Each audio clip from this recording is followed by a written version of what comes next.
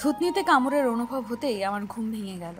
ব্যথায় কুঁকড়ে উঠে থুতনিতে হাত দিতেই সামনে থাকা লোকটিকে থুতনি থেকে আমার হাত সরিয়ে বিছানায় চেপে ধরে আমার ঠোঁটের উপর হামলা চালালো। যেন কোনো এক জন্মে আমার এই ঠোঁট লোকটির শত্রুর ভূমিকা পালন করেছিল, তাই এই জন্মে সামনে পেয়ে এই ঠোঁটের উপর অত্যাচারে তা সুদে আসলে মিটিয়ে নিচ্ছে। অন্ধকারে লোকটার চেহারা দেখতে না পারলেও বুঝতে বাকি রইল না লোকটা কে। নিজেকে ছাড়ানোর কোনো উপায় নেই, তবুও হাত মোচড়ানো শুরু করলাম লোকটার থেকে ছাড়া পাওয়ার জন্য। কিন্তু শেষ রক্ষে যখন হলো না, তখন কান্না ছাড়া আমার কাছে আর কিছুই অবশেষ রইল না।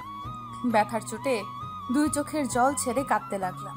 অন্ধকারে আমার চোখের জল গড়ানো বুঝতে পেরে আরমান ভাই এবার আমার ঠোঁট ছেড়ে চোখের দিকে তাকালো।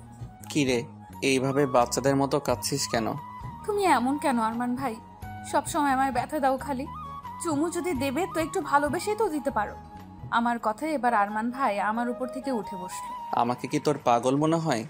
ভালোবেসে চুমু খাবো, তাও আবার তোকে? মিতু, নিজেকে কি তুই খুব বড় হিরোইন ভাবিস যে তোকে ভালোবেসে চুমু খাবো?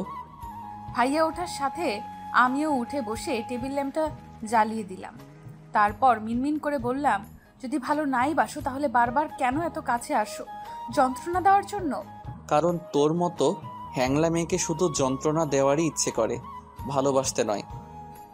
কথাটা বলতে বলতেই ওনার নজর পড়ে আমার টেবিলে থাকা দুধের গ্লাসটায়। আরে, তুই তো দেখি দুধটাও খাসনি, তাই তো বলি তোকে দিন দিন আমার এত পিচ্ছি পিচ্ছি কেন লাগে। দুধ না খেলে কি আর কেউ বড় হয়? কথাটা বলে উনি দুধের গ্লাসটা নিজের হাতে নিলেন। দুধ দেখেই আমার নাক মুখ কুচকে এলো। আমি নাক সিটকে বললাম, ইয়াক, আমি খাই না, গন্ধ লাগে। আচ্ছা দেখি কেমন গন্ধ লাগে। বলেই আরমান ভাই ওনার হাতের আঙুলগুলো দিয়ে আমার দুই গাল খুব শক্ত করে চেপে ধরে জোর করে গ্লাসের দুধটুকু খাওয়াতে লাগলো। গ্লাসে থাকা দুধের শেষ বিন্দুটুকুও ফুরুতেই আমায় ছেড়ে দিল। ছাড়া পেয়েই আমি জোরে জোরে শ্বাস নিতে লাগলাম, সাথে বমি বমি ভাবটাও চলে এলো। ইস, কি গন্ধ, ইয়াক। ও মা, মাত্র চুমোতেই তোর এই অবস্থা? এখনো তো কিছুই করলাম না। ভাইয়ার কথার আগাগোড়া কিচ্ছু বুঝতে না পেরে তার দিকে ব্রু কুচকে তাকালাম, কিন্তু ভাইয়া আমার চাহনিকে কোনো পাত্তা না দিয়েই বিছানা ছেড়ে উঠে চলে যেতে যেতে বলল, মাঝ রাতে দরজা এইভাবে হাঁ করে রাখলে শুধু আমি কেন, যে কোনো ছেলেই নিজের কামুকতা মেটাতে তোর ঘরে চলে আসবে। কথাটা বলেই খুব জোরে দরজাটা লাগিয়ে চলে গেল। আর আমি বোকার মতো তার যাওয়ার দিকে তাকিয়ে রইলাম। সামান্য দরজা খোলা রেখেছি বলে ভাইয়া আমার সাথে এমন করলো। সকালের মিষ্টি রোদ চোখে পড়তেই ঘুম ভেঙে গেল আমার। এই রোদটা সবসময় আমার সাথে শত্রুতা পালন করে। সকাল হতে না হতে ঘুম ভাঙিয়ে দেয়, অসহ্য। কোনো রকম নিজে নিজেই নিজের শরীরকে ঠেলতে ঠেলতে ওয়াশরুমে চললাম। ফ্রেশ হয়ে বেরিয়ে ড্রেসিং টেবিলের সামনে দাঁড়াতেই কাল রাতে ভাইয়ার করা অত্যাচারের ফলাফল বুঝতে পারলাম। ঠোঁট ফুলে মৌচাক হয়ে গেছে, অনেকটা জায়গা কেটে রক্তও জমে গেছে। ইস, রাক্ষস একটা আমার সুন্দর ঠোঁটটা কি অবস্থা করে দিল। এখন আমি এই নিয়ে বাইরে কি করে যাব? কান্না পাচ্ছে, ভীষণ কান্না পাচ্ছে। কোনো রকম কান্না আটকে টেবিলের উপর থপ করে বসলাম। কিছু একটা করতে হবে। সকাল থেকে ঘর থেকে বের হইনি, একেবারে কলেজের জন্য রেডি হয়ে বেরোলাম। ঠোঁটের অবস্থা সবার থেকে আড়াল করার জন্য আজ ঠোঁটে ডার্ক লিপস্টিক দিয়েছি। ফ্যাকাশে মুখে তো আর ডার্ক লিপস্টিক মানায় না, তাই চোখেও গাঢ় কাজল এঁকেছি। সব দিক দিয়ে একদম ফিট হয়ে ঘর থেকে বেরিয়েছি। বসার ঘরে আসতে মনে হলো, হ্যাঁ, আমি আমাদের বাড়িতেই আছি। যে বাড়িটা শুধু একটা বাড়ি নয়, আস্ত চিড়িয়াখানা। আমার বাবারা 4 ভাই, যৌথ পরিবার হওয়ায় বাড়িতে সদস্য এত এত বেশি যে যে কোনো সময় সরকারি লোক এসে গ্রেফতার করে নিয়ে যেতে পারে জনসংখ্যা বৃদ্ধির অপরাধে। আমার বড় আব্বুর ছেলে আরমান ভাই আমাদের সব কাজিনদের থেকে বড়, আর আমার থেকে প্রায় 8 বছরের বড়। তার ছোট বোন লিজা আপু আমার থেকে 5 বছরের বড়। এই মুহূর্তে সে শ্বশুর বাড়ির বাচ্চা কাচ্চা সামলাচ্ছে। আমি টেবিলের সামনে আসতেই থমকে গেলাম। সামনেই ভাইয়া খুব মনোযোগ দিয়ে পাউরুটি খাচ্ছে। ইস, প্রতিবারের মতো আজও 100 ভোল্টের ক্রাশ খেলাম। সাদা শার্টটা যেন তার সৌন্দর্য দ্বিগুণ বাড়িয়ে দিয়েছে। গালের খোঁচা খোঁচা দাড়িগুলো দেখলে মনে হয় যেন ওনার গালের জন্যই এই দাড়ি। আর চুলগুলো, উফ, দেখলেই ছুঁয়ে দেওয়ার ইচ্ছে করে। এই লোকটা একটা লোক এতটা সুন্দর কি করে হয়? একটু কম সুন্দর হলে কি হতো? আহা, কি অ্যাটিটিউড! পরিবারের বড় ছেলে যেমন অ্যাটিটিউড, তেমনি হ্যান্ডসাম, তেমনি দায়িত্ববোধ সম্পন্ন। এই চিড়িয়াখানার মতো বাড়িতে বড় হওয়া সত্ত্বেও যে মানুষ এতটা গম্ভীর হতে পারে তা ছেলেটাকে না দেখলে জানতেই পারতাম না। ভাইয়াকে পর্যবেক্ষণ করতে করতেই তার সামনে চেয়ার টেনে বসলাম। আমার পাশে আমার সেজো কাকুর মেয়ে ছায়া, আমার থেকে 1 বছরের ছোট। তার পাশে তার বড় ভাই আরিফ, আমার থেকে 2 বছরের বড়। আর টেবিলের এক পাশে বসেছে নিজেদের মতো আমার ছোট কাকুর 10 বছরের 2 যমজ মেয়ে আর 8 বছরের এক ছেলে। এই 3 জনের সব সময় খুনসুটি লেগেই থাকে। এই মুহূর্তে তাদের মধ্যে কারাকারি চলছে। এই বলছে ওর পাউরুটি বেশি বড়, আরেকজন বলছে অন্যটারটা বেশি বড়। এই নিয়ে একজন আরেকজনের প্লেট থেকে পাউরুটি উঠিয়ে চলেছে। কিন্তু আমি এত পরীক্ষা নিরীক্ষা করার পরও আমার দুটো পাউরুটির মধ্যে পার্থক্য বের করতে পারলাম না। আফসোস। খাওয়া শেষ করতেই ছায়া আর আমি একসাথে বাড়ি থেকে বেরিয়ে এলাম। দুজনে একই কলেজেই পড়ি, শুধু ইয়ার আলাদা।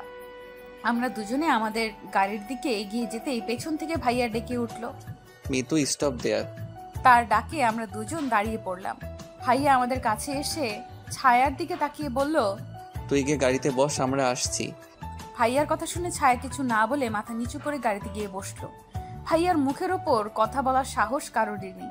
আমিও মাথা নিচু করে দাঁড়িয়ে আছি। ভাইয়া আমার দিকে একটা রুমাল এগিয়ে দিয়ে বলল, ঠোঁটে লিপস্টিকটা মুছে নে, তোর ঠোঁটে এই লিপস্টিক মানানসই নয়, বিশ্রী দেখাচ্ছে। কথাটা বলেই রুমাল আমার হাতে দিয়ে ভাইয়া গিয়ে গাড়ির ড্রাইভিং সিটে বসলো।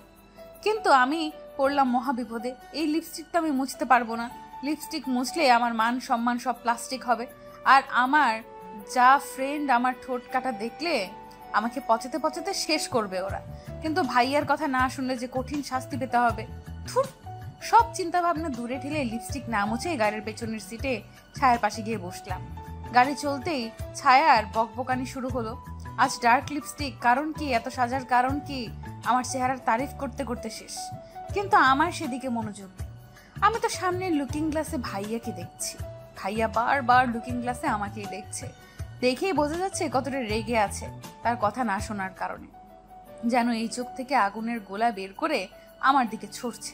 আর আমি সেই গোলকটা হাতে নিয়ে আরো ভালোভাবে গোলক বানিয়ে অন্যদিকে ছুঁড়ে দিয়ে ছায়ার সাথে গল্পে মেতে উঠলাম। কারণ আমি জানি এখন আর পরে হোক শাস্তি আমাকে পেতেই হবে। একের পর এক অনবরত বেতের আঘাতে আমার হাতের সাদা তালু লাল রক্তবর্ণে পরিণত হয়েছে। 2 হাত খিচে ঠোঁট কামড়ে ব্যথা সহ্য করার চেষ্টা করলাম, কিন্তু তা সহ্য করার ধৈর্য বা ক্ষমতা কোনোটাই আমার নেই।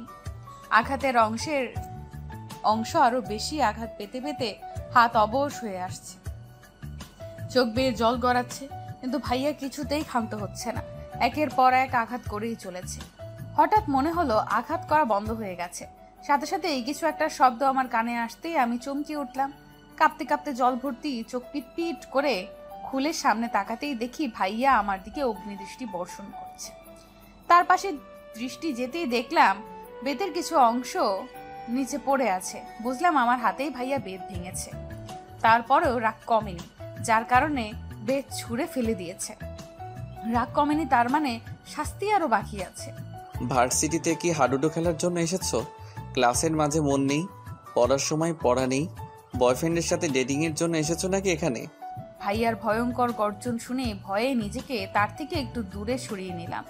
তারপর কান্না জড়িত কণ্ঠে ফুপিয়ে ফুপিয়ে বললাম, সরি স্যার, এরপর থেকে পড়া করে আসবো। No excuse. এখানে তোমাদের এসব লো ক্লাস এক্সকিউজ শোনার জন্য আমি বসে নেই। এই মুহূর্তে তুমি মাঠে যাবে। মাঠের মাঝখানে কড়া রোদের মধ্যে 2 হাতে কান ধরে দাঁড়িয়ে থাকবে। এটাই তোমার ক্লাসে অমনোযোগী হওয়ার শাস্তি। ভাইয়ার কথা শুনে অবাক চোখে তার দিকে তাকালাম। ক্লাস ফাঁকি দেওয়ার শাস্তি যদি মাঠে কান ধরে দাঁড়িয়ে থাকা হয়, তবে এতক্ষণ ধরে যে গরুর মতন মারলো সেটার কি ছিল? আমি মিটমিট চোখে আশেপাশে চোখ বুলিয়ে নিলাম। ক্লাসের সবাই আমাদের দিকে তাকিয়ে, সবার চোখে ভয় স্পষ্ট। এর আগে কখনো তাদের স্যারকে এতটা হাইপার হতে দেখেনি কেউ। তার থেকে তো বড় কথা, একজন অনার্স 3rd ইয়ারের স্টুডেন্টকে যে কেউ পড়া না পারার অপরাধে এরকম শাস্তি দেয় তা হয়তো তাদের অজানা ছিল। আমি চোখ নামিয়ে নিলাম। এইখানেই কি কম অপমানিত হলাম যে মাঠে গিয়ে নিজেকে আরো বেশি ধুয়ে ধুয়ে অপমান করাতে হবে? আর চোখে একবার আমার পাশে বসা খোকনের দিকে তাকালাম। ছেলেটার যেন আজ গল্প শেষই হচ্ছিল না। ছাগল একটা, ওর জন্যই মার খেতে হলো আমায়।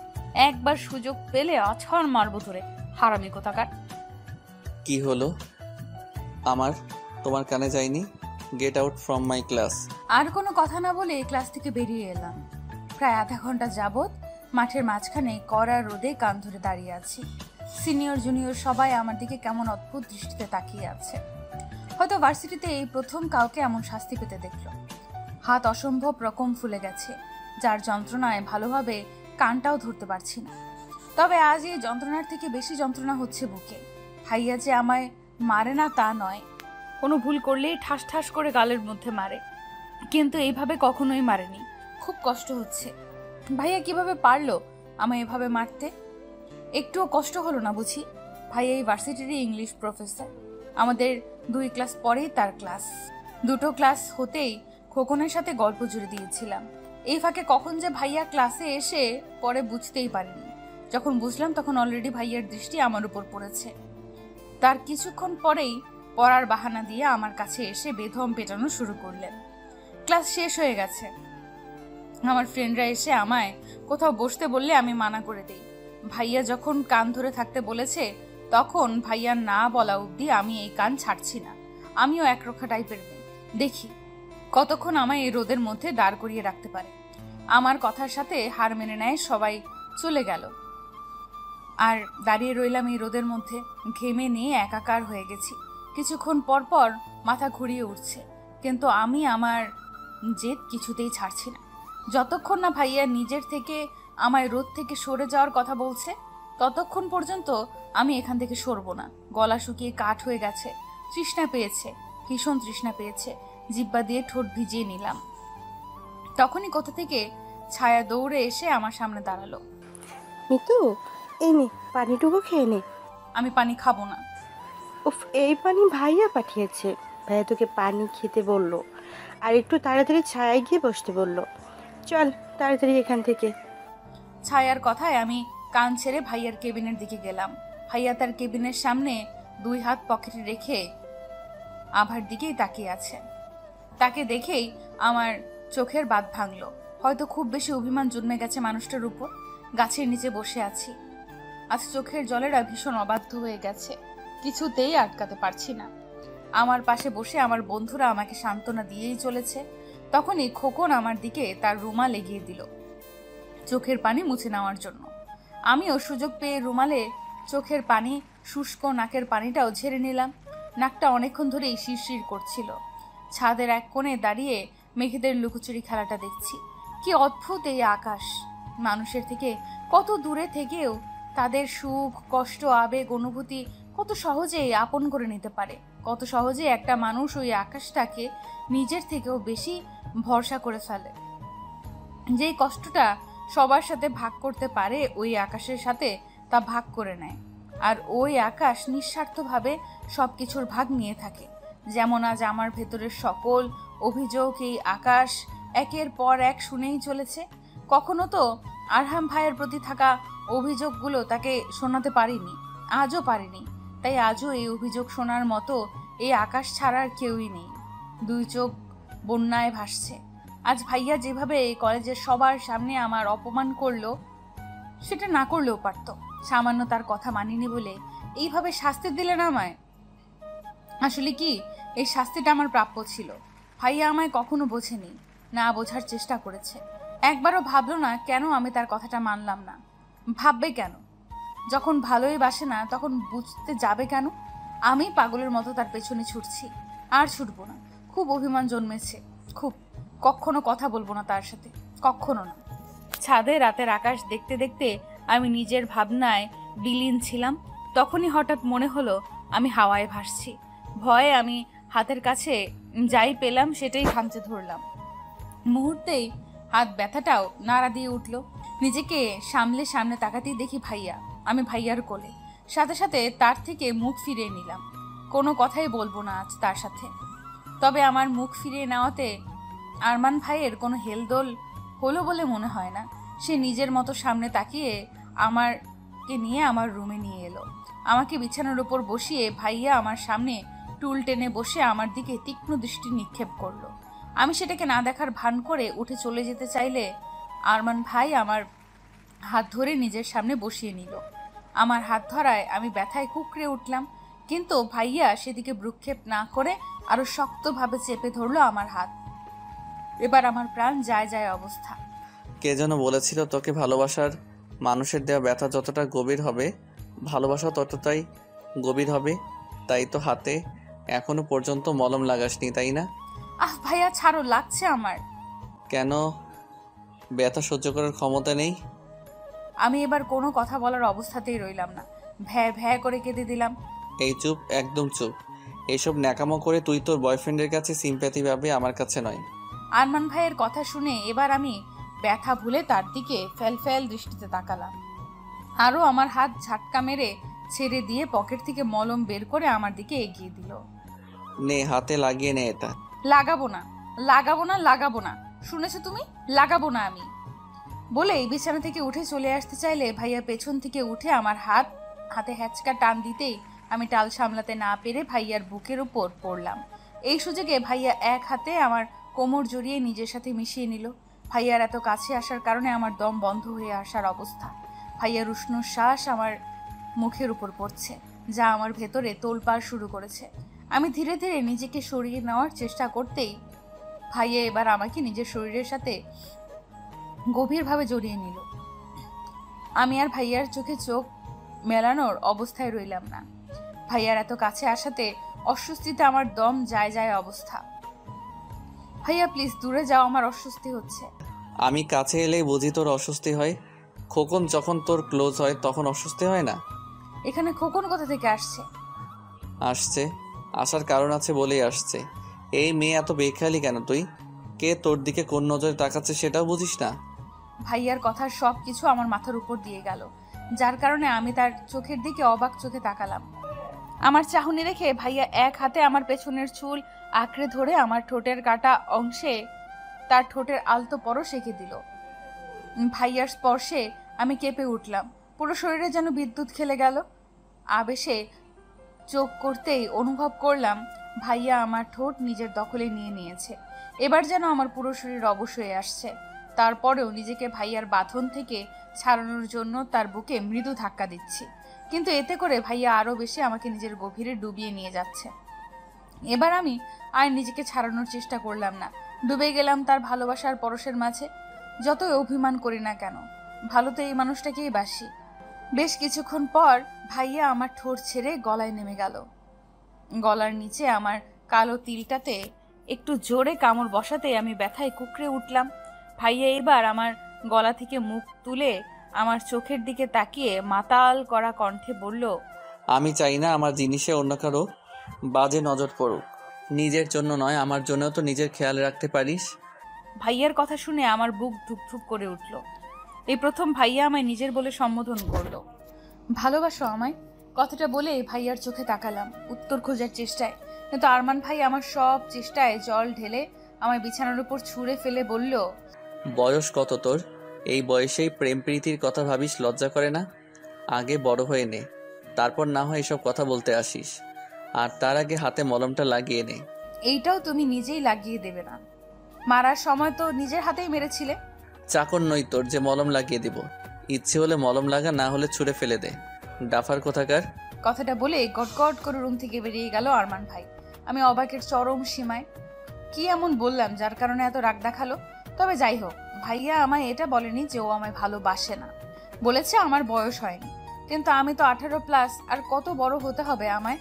আর যদি প্রেম করারই বয়স হয়নি, তাহলে ও যে আমায় এইভাবে যখন তখন চুমু খায় সেটার বয়স হয়েছে আমার? থুর বাবা, যতই ভাবছি ততই কনফিউশন। আর ভাববো না, তাতে যা হয় হোক, আমার কি? আমি তো জানি আরমান ভাই আমায় কতটা ভালোবাসে, শুধু সেটা মুখে স্বীকার করে না। আর আমি তো তার মুখ থেকে শোনার জন্য পাগল হয়ে আছি। ইস, যখন ভাইয়া আমায় ভালোবাসি বলবে তখন আমার অনুভূতিটা কেমন হবে ভাবতেই গা শিরশির করে উঠছে। উফ, সকাল হতেই আমি আরমান ভাইয়ের ঘরে উকি মারা শুরু করলাম। একটু দেখে তো নেই কি করছে এই লোকটা। তার ঘরের দরজা খুলে মাথা ভেতরে নিয়ে উঁকি মারলাম, কিন্তু এ কি, আরমান ভাই কোথায়? পুরো রুমে কোথাও নেই। হতাশ হয়ে যখন চলে আসবো তখনই দেখলাম ভাইয়া ওয়াশরুম থেকে বেরিয়ে এলো, হাতের টাওয়ালটা দিয়ে মাথার চুলগুলো ঝাড়ছে। খালি বুক, একটা কাঁচা হলুদ গ্যাবার্ডিং প্যান্টে পরা অবস্থায় রয়েছে। ইস, গোসল করার পর এই লোকটাকে বুঝি এত সুন্দর লাগে।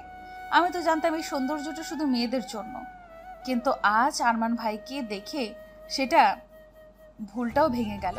ভাইয়ার মাসালওয়ালা বডি, ইচ্ছে করছে একটু ছুঁয়ে দেখি। এ আমার স্বপ্ন নয় তো, একমাত্র স্বপ্নের রাজকুমারী এতটা সুন্দর হতে পারে। ভাইয়া ওয়াশরুম থেকে বেরিয়ে কাবার্ডে এগোতেই আমার মাথায় দুষ্টু বুদ্ধি খেলে গেল। আমি কাবার্ড খুলতেই আমি তার হাতে নিজে গিয়ে সোজা তার সামনে দাঁড়ালাম। সামনে আরমান ভাই, পেছনে খোলা কাবার্ড আর দুই দিকে ওনার হাত। আমাকে তার বন্দিনী করে রেখেছে। নিজেকে তার বন্দিনী করতে পেরে সত্যিই আজ নিজের প্রতি ভীষণ গর্বিত অনুভব হচ্ছে। তুই কেন, অন্য কারো আসার কথা ছিল বুঝি? আমার কথা শুনে আরমান ভাই চোখ মুখ শক্ত করে আমার দিকে এক কদম এগিয়ে বলল, তুই আমার ঘরে কি করছিস? এই কথায় কথায় এরকম আমার কাছে আসার বাহানা একদম খুঁজবে না বলে দিচ্ছি। আমার কথায় ভাইয়া ভ্রু কুচকে আরো বেশি কুচকে গেল। তুমি আমার অনেক ক্ষতি করেছো। আচ্ছা, কি কি ক্ষতি করেছি শুনি? দাঁতে দাঁত চেপে কথাটা বলতেই আমি আমার ঠোঁট, গলা আর হাত দেখিয়ে বললাম, দেখো কত কত জায়গায় ক্ষত করেছো তুমি আমার। ভীষণ ব্যথা হচ্ছে আমার, আর তাই আমাকে ব্যথা দেওয়ার অপরাধে আজ পানিশমেন্ট পেতেই হবে। What punishment? তাও আবার আমি? হ্যাঁ তুমি। একটু দূরে গিয়ে দাঁড়াও। আরমান ভাইয়ের বুকে এক আঙুল রেখে তাকে একটু দূরে সরিয়ে দিয়ে আমি উল্টো ঘুরে কাবার্ডের কাপড় এদিক ওদিক করা শুরু করলাম। কি করছিস কি মিতো তুই? আমার কাপড় চোপড় এইভাবে অগোছালো করছিস কেন? আমি ভাইয়ার কথায় কান না দিয়ে কাপড় অগোছালো করতে ব্যস্ত হয়ে রইলাম। প্রায় বেশ কিছুক্ষণ খোঁজার পর আমি একটা ফ্যাকাশে রঙের শার্ট হাতে ভাইয়ার দিকে ঘুরে দাঁড়ালাম। আজ এই শার্টটা পরেই তুমি ভার্সিটিতে যাবে, আমার পছন্দের রং। তুই কোন জাতের চোখ নিয়ে ঘোরাফেরা করিস? এটাও কারো পছন্দের রং কি করে হতে পারে? আমি কিছু জানি না, তুমি এটা পরবে মানে এটাই পরবে।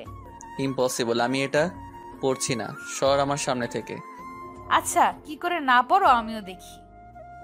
বলেই কাবার্ডের লকে লেগে থাকা চাবিটা ঘুরিয়ে কাবার্ড লক করে চাবি খুলে হাতে নিয়ে আরমান ভাইয়ের সামনে থেকে সরে এলাম। এবার আপনি কি করবেন? এই শার্ট ছাড়া আপনার কাছে আর কোনো উপায়ও নেই। মিতো, খুব বাড়াবাড়ি করছিস কিন্তু, চাবি দে আমাকে। না, দেব না। মিতু, স্টপ দেয়ার। চাবি আমায়, নয়তো খুব খারাপ হয়ে যাবে কিন্তু। যা হওয়ার হোক, আমি চাবি দেব না মানে দেব না। আরমান ভাইয়া আমাকে ধরার চেষ্টা করছে, কিন্তু আমি কখনো টেবিলের আড়ালে যাচ্ছি তো কখনো বিছানার আড়ালে। আমি জানি এই ঘরে থাকলে আমায় ধরা পড়তেই হবে, তাই আমি সুযোগ বুঝে ঘর থেকে বের হওয়ার জন্য দরজার দিকে পা বাড়াতেই কেউ পেছন থেকে আমার হাতে হ্যাচকা টানে সোজা পাশের দেওয়ালে চেপে ধরলো। হঠাৎ করে এমন হওয়ায় আমি ভয় পেয়ে যাই। ভয়ের চোটে আপনা আপনি থেকে দুই চোখ বন্ধ হয়ে আসে। কিছুক্ষণের মধ্যেই নিজেকে সামনে পিটপিট করে চোখ খুলতেই দেখি আমি আরমান ভাইয়ার কবলে পড়েছি। আরমান ভাই আমার দুই হাত দুই পাশে দেওয়াল চেপে ধরে আমার খুব কাছে এসে দাঁড়িয়ে আছে। বুঝলাম এবার আর রক্ষে নেই আমার। বলেছিলাম দাঁড়াতে না, নয়তো খুব খারাপ হয়ে যাবে। সরি। তোর সরি দিয়ে আমি কি করব? বলেই আমার হাত থেকে চাবিটা নিয়ে নিল। তোকে আমি পরে দেখে নেব। কথাটা বলেই আরমান ভাই আমাকে ছেড়ে কাবার্ডের দিকে যেতে লাগলো। তখনই রুমের ভেতর দরজা খুলে কাউকে ঢুকতে দেখে আমি চমকে উঠলাম। দরজা খুলে বড় মা ঘরের ভেতরে আসতেই দরজার সামনে আমায় দাঁড়িয়ে থাকতে দেখে কিছুটা অবাক হয়ে প্রশ্ন করলো, কি রে মিতু, তুই এখানে কি করছিস? বড় মার প্রশ্নের উত্তর কি দেব ভেবে না পেয়ে মাথা চুলকাতে লাগলাম। আসলে বড় মা, আমি আরমান ভাইয়াকে খেতে যাওয়ার জন্য ডাকতে এসেছিলাম। ও ডাকা হয়ে গেছে, এবার যা এখান থেকে। আর শোন, আরমান খেতে ডাকার জন্য আমি আছি, তোকে এত কষ্ট করতে হবে না, বুঝেছিস? জি বড় মা। মাথা নিচু করে কথাটা বলে ঘর থেকে বেরিয়ে এলাম। যাক বাবা, বেঁচে গেছি। তবে ছোটবেলায় একটা জিনিস খুব ভালোভাবেই লক্ষ্য করেছি আমি, কেন জানি বড় মা সবসময় আমায় এড়িয়ে চলে, বেশি কথাই বলে না, আর যদিও একটু একটু কথা তাও সবসময় খিচখিচ করে। ফুর, এইসব কথা আমি কেন ভাবছি? বড় মার স্বভাবই তো খিচখিচ করা, সবার সাথেই করে। তবে আমার টেনশন হচ্ছে আরমান ভাইকে নিয়ে। ভাইয়া আজকেও ভার্সিটিতে টিপটপ হয়ে যাবে, আর ভার্সিটির মেয়েরা চকলেটের মতো চিবিয়ে চিবিয়ে খাবে। ধুর, অসহ্য। ভার্সিটির জন্য রেডি হয়ে বসার ঘরে আসতে আমার চোখ ছানা বড়া। এ কি দেখছি আমি? এই যে ভাইয়া আমার দেওয়া শার্টটা পরেই আছে, এই মুহূর্তে আমার লুঙ্গি ড্যান্স দেওয়া উচিত, এটা ভেবে যে উনি আমার পছন্দের শার্টটা পরেছেন, সেটা যতই খারাপ হোক না কেন। কিন্তু এই মুহূর্তে আমার রাগ হচ্ছে, ভীষণ রাগ হচ্ছে। বেছে বেছে একটা ফ্যাকাশে রঙের শার্ট বের করেছিলাম যাতে ভাইয়াকে প্রতিদিনের মতো হ্যান্ডসাম না দেখায়, কিন্তু এখন তো দেখছি ভাইয়াকে এই রংটা এমন ভাবে খাপ খেয়েছে যেন কোনো ফিল্মের হিরো। ধুর বাবা, সব মেহনত পানি হয়ে গেল। রাগে গজগজ করতে করতে খেতে বসলাম, কিন্তু খাবার গলা দিয়ে কিছুতেই নামলো না। বারবার ভাইয়ার দিকেই চোখ যাচ্ছে, আর তার চোখে চোখ পড়তেই সাথে সাথে চোখ নামিয়ে নিচ্ছি। খাওয়া শেষ হতেই ভাইয়া বেরিয়ে গেল, তার পিছু পিছু আমি আর ছায়াও বেরোলাম। ভার্সিটিতে পৌঁছেই গাড়ি থেকে নেমে চলে আসব, তখনই ভাইয়া পেছন থেকে ডাকলেন। আমি পিছু ফিরে দেখি আরমান ভাই গাড়িতে হেলান দিয়ে 2 হাত বুকে ভাঁজ করে আমার দিকে বাঁকা হেসে তাকিয়ে আছে। তোর পছন্দ আছে বলতে হবে, সত্যি শার্টটা একদমই পারফেক্ট আমার জন্য, তাই না?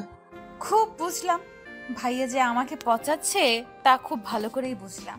তাই নিজের মাথার চুল নিজেই ছিঁড়তে ছিঁড়তে ভার্সিটির ভেতরে চললাম। নিজের উপরেই রাগ হচ্ছে, কেন যে ওই শার্টটা বের করতে গেলাম কে জানি। ভার্সিটিতে প্রবেশ করতেই চোখ গেল সামনের মাঠে, খোকন তার বন্ধুদের সাথে আড্ডা দিচ্ছে।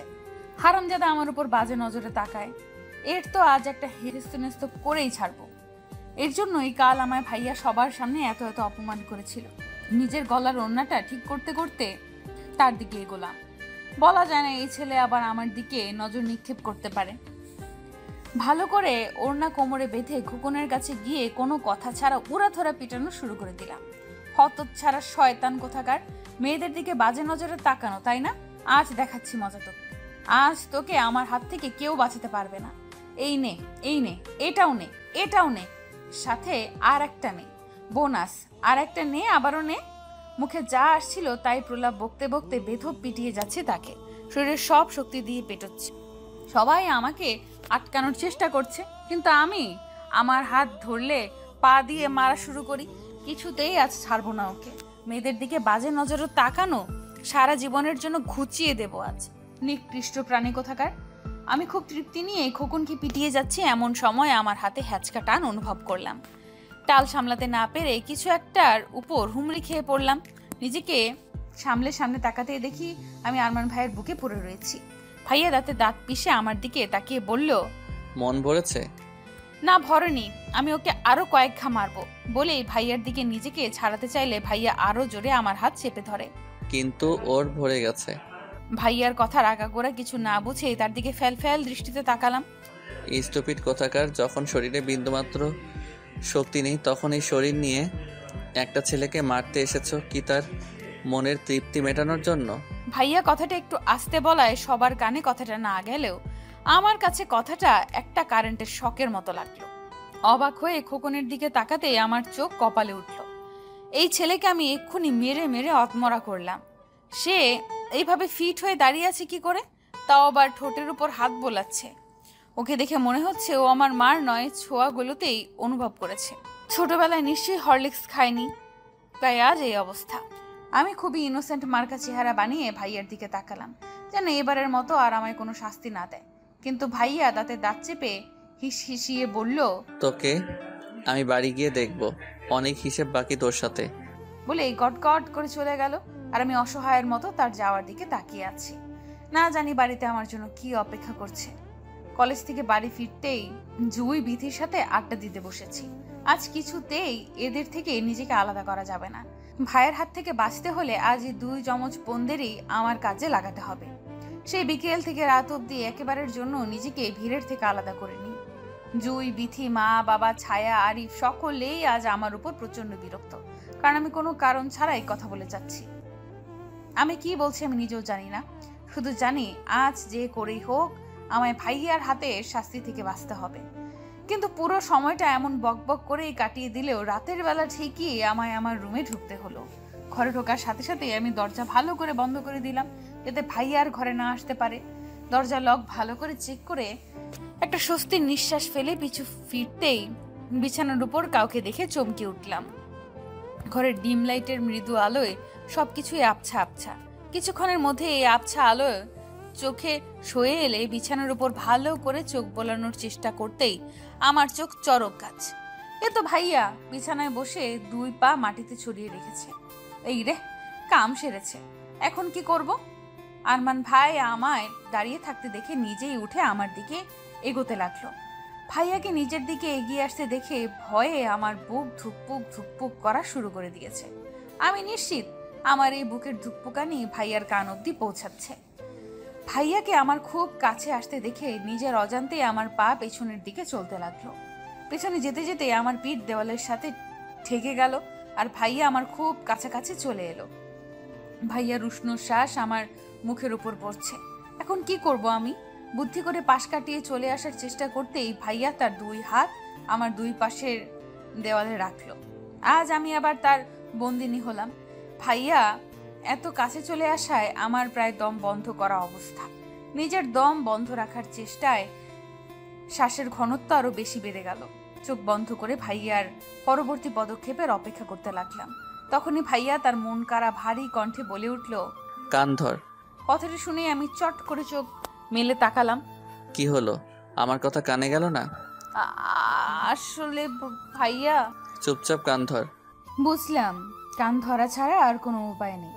কলেজেও মাস্টারগিরি খাটাবে, আবার বাড়িতেও খাটাবে, অসহ্য। মনে মনে হাজার গালি দিতে দিতে আমি 2 হাতে কান ধরলাম। এইবার ভাইয়া গিয়ে আয়েশ করে বিছানার উপর বসতে বসতে বলল, একবার 1 পা উপরে তোল। লও ঠেলা, কান ধরাতেই শেষ নয়, এখন আবার পাও উপরে তুলতে হবে। আজ তো আমি গেছি। কেন যে হারামিটাকে মারতে গেলাম কে জানে। আমি নিশ্চিত আজ আর পায়ের ব্যথায় রাতে আমার ঘুম হবে না। প্রায় 2 মিনিট এক পায়ে দাঁড়িয়ে থেকে আমার পা ধরে এসেছে। তারপরও জোর করে আরো 1 মিনিট দাঁড়িয়ে থাকার পর আর পারলাম না। বাধ্য হয়ে বাম পা ফেলে ডান উপরে তুলে দিলাম, মানে 1 পা এক্সারসাইজ করে নিলাম। আরে বাহ, ভাইয়া তো কিছুই বুঝতে পারলো না, অন্ধকারে হয়তো লক্ষ্য করেনি। আমার তো বেশ ভালোই হলো। প্রায় আধা ঘন্টা ধরে কান ধরে 1 পায়ে দাঁড়িয়ে আছি, আর আধ ঘন্টা আমি প্রায় 15-16 বারের মতো পা এক্সচেঞ্জ করেছি, আর ভাইয়া সেটা বুঝতেও পারেনি। ইস, কি যে ভালো লাগছে, কি সুন্দর একটা শাস্তি। এমন শাস্তি পেলে তো আমি সারা জীবন অপরাধ করে যাব। আমি দাঁড়িয়ে দাঁড়িয়ে মনে মনে প্রলাপ বকছি। এমন সময় ভাইয়ার কণ্ঠ কানে এলো, মিতু এদিকে আয়। আমিও কান ছেড়ে লাফাতে লাফাতে ভাইয়ার সামনে গিয়ে দাঁড়ালাম। শাস্তি শেষ ভাইয়া? এইটুকুই শাস্তি ছিল বুঝি? আমি তো আরো কিছুক্ষণ থাকতে পারতাম। এইবার ভাইয়া শোয়া থেকে উঠে বসে বলল, শাস্তি শেষ কোথায়? এখনো তো শুরুই করলাম না। ভাইয়ার কথায় আমি যেন আকাশ থেকে পড়লাম। বলে কি এই লোকটা, শাস্তি এখনো শুরুই হয়নি? তো আমায় এতক্ষণ কান ধরিয়ে 1 পায়ে দাঁড় করিয়ে রাখার কারণ কি ছিল? শাস্তি শুরু হয়নি মানে? কয়বার পা বদলেছিস? তবা তবা, আমি আর পা বদলেছি? কি যে বলো না ভাইয়া। তাই নাকি? কিন্তু আমি যে গুনলাম 20 বার পা এক্সচেঞ্জ করেছিস। একদমই না, আমি তো মাত্র 16 বারই। ইস রে, এ আমি কি বলে ফেললাম। মৃত্যু রে, তোর মাথায় সত্যি গোবর ছাড়ার কিছুই নেই। থুর, আজ তো গাধি একটা তুই। নিজেকে ইচ্ছা মতো গালাগালি করে চোখ পিট পিট করে ভাইয়ার দিকে তাকালাম। অন্ধকারেও ভালো করেই বুঝলাম ও আমার দিকে বাঁকা হেসে তাকিয়ে আছে। সরি ভাইয়া, আসলে কথা বলতে বলতে ভাইয়াকে উঠে আমার দিকে এগোতে দেখে আমার কথা গলার মধ্যেই আটকে গেল। কাপা কাপা গলায় কিছু বলতে যাব তার আগেই ভাইয়া আমার হাতে হ্যাচকা টান মেরে নিজের সাথে মিশিয়ে নিল। এইবার আমার প্রাণ যায় যায়, কি করব কিছুই মাথায় আসছে না। শুধু পরবর্তীতে কি হয় তা দেখা ছাড়া আমার কাছে আর কোনো উপায় নেই। ভাইয়া নিজের মুখ আমার দিকে এগোতেই আমি 2 চোখ খিচে বন্ধ করে নিলাম। সাথে সাথে কানের উপর ভাইয়ের উষ্ণ শ্বাস অনুভব করলাম। এখনই 16 বার তুই নিজে থেকে আমার ঠোঁটে চুমু দিবি। ভাইয়ার ফিসফিস কণ্ঠটা যতটা না আমার হৃদস্পন্দন কাঁপিয়ে দিল, তার থেকেও বেশি চমক দিল ভাইয়ার বলা কথাটা। কি বলছে এসব ভাইয়া? আমি নিজে থেকে ভাইয়াকে চুমু? না না, এটা অসম্ভব। আমি কিছুতেই পারবো না। এইটাও কোনো কথা হলো? আমি নিজে থেকে কি করে? না না, এটা একেবারে ইম্পসিবল। আমি পারবো না। আমার ভাবনার মাঝে ভাইয়া আমাকে ছেড়ে বিছানায় গিয়ে বসে আহ্লাদি স্বরে বলল, দেখ মিতু, যা করার তাড়াতাড়ি কর। বেশি ভাবতে যাস না, কারণ তুই জানিস যদি আমি নিজে থেকে কিছু করি তবে সেটা তোর জন্য কতটা কষ্টকর হবে। ভাইয়া প্লিজ এমনটা করিস না, আমি পারবো না। যত কথা বলবি শাস্তি ততই ডাবল হবে। ভাইয়া প্লিজ। আর একটা কথা বললে 20টা চুমু দিতে হবে। এইবার আমি চুপ করে গেলাম। জানি ভাইয়ার সাথে কথা বলে কোনো লাভ নেই, সে আমাকেই তার ভোগান্তর দিতে হবে। এখন মনে হচ্ছে কেন যে পা বদলাতে গেলাম, এখন তারও প্রায়শ্চিত্ত করতে হচ্ছে। মনের মধ্যে অস্থিরতাটা বেড়ে চলেছে, অস্বস্তিতে গা জ্বলে পুড়ে কয়লা বনে যাচ্ছে। তারপরেও ধীর পায়ে ভাইয়ার দিকে এগোতে লাগলাম। ভাইয়ার থেকে একটু দূরত্ব বজায় রেখে দাঁড়ালাম। তারপর চোখ বন্ধ করে একটু ঝুঁকে ভাইয়ার ঠোঁটে আলতো ঠোঁট ছোঁয়ার সাথে সাথেই সরে দাঁড়ালাম। মুহূর্তেই বুকের ধুকপুকানিটা 1000 গুণে বেড়ে গেছে। চোখ বন্ধ করে জোরে জোরে শ্বাস নিয়ে নিজেকে শান্ত করে আবার তার ঠোঁটের দিকে এগোলাম। এবার আর কি চুমু দিয়ে সরে এলাম না, নিজেকে শক্ত করে আরো একটা চুমু দিলাম। ধীরে ধীরে মনের সংকোচ বোধটা কাটতে লাগলো।